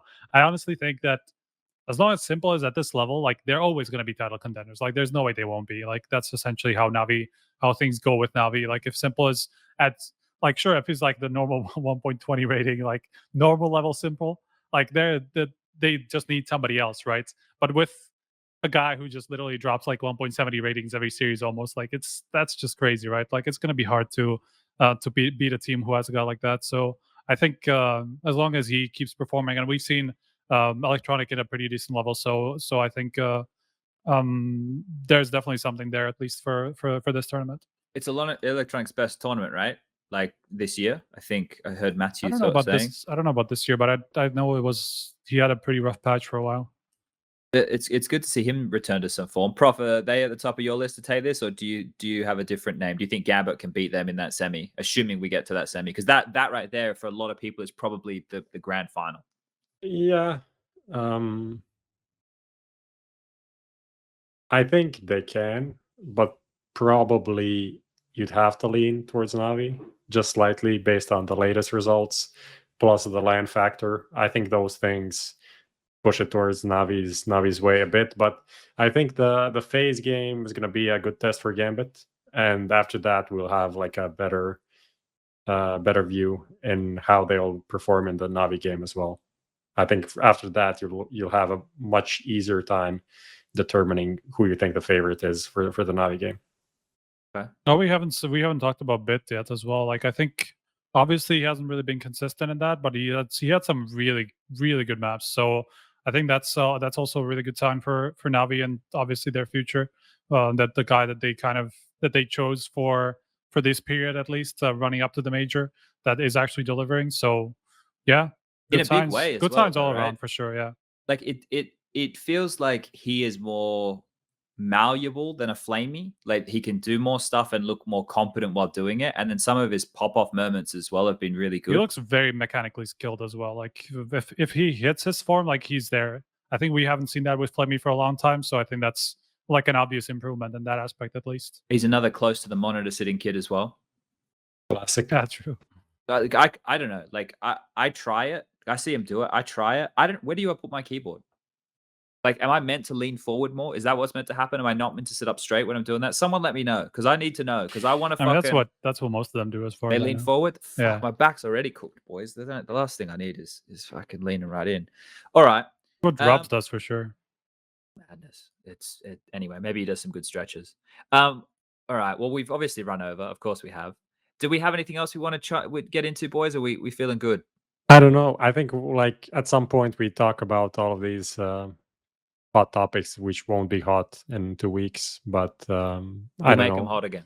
You know, the current meta, the match length, and all of these things would be a cool thing to talk about, but no point doing it right. Yeah. Okay, so I want to present to everybody at home the shit that I've showed you guys as well. Anyway, so we do have the player break coming up. I don't know what holidays are looking like for any of us, but we will definitely. There we go. So there's also just one thing to mention is like the whole Intel Grand Slam thing. Like if either Navi or Gambit win it, they're on 3 out of 4. Okay. Which means that at Pro League, potentially one of them could actually close an Intel Grand Slam. And even though that sounds kind of weird because it doesn't feel like, especially Navi has an era or something, that is how it is. Okay. Just because there is a big break during the online period where everything just paused. So Navi has Katowice and Gambit only has the online stuff. Okay. All right. That's good to keep in mind.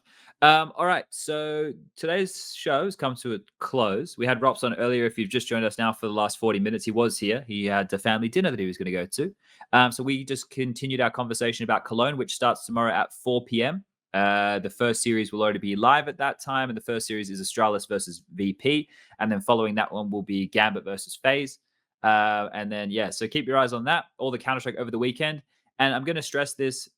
Maybe you guys aren't aware. This will be the last Tier 1 tournament that you will see for a month. This is it, right? There'll be a month off. There'll be a player break now.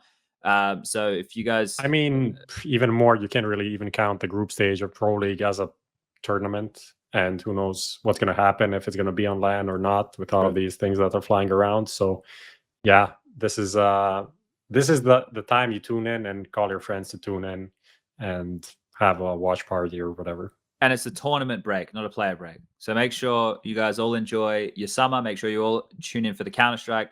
We'll be back next week once I get home. If I can get home, that's a topic for another time as well. Peace out, A-Town, Westside. Thank you once more time for the sponsors, Bitskins, Parry Match, Extrafy. Shut it down, Lucas.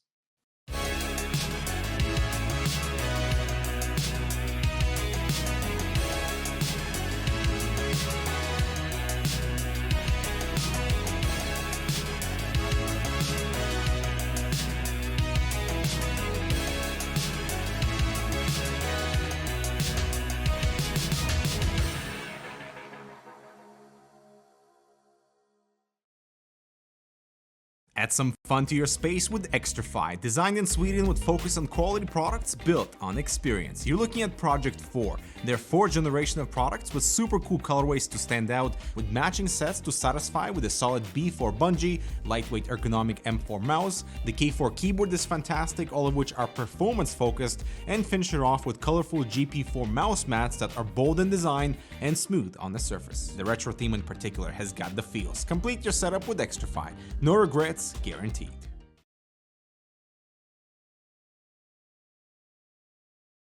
Fist bumps go to the teammates. I wanna see you rolling fast.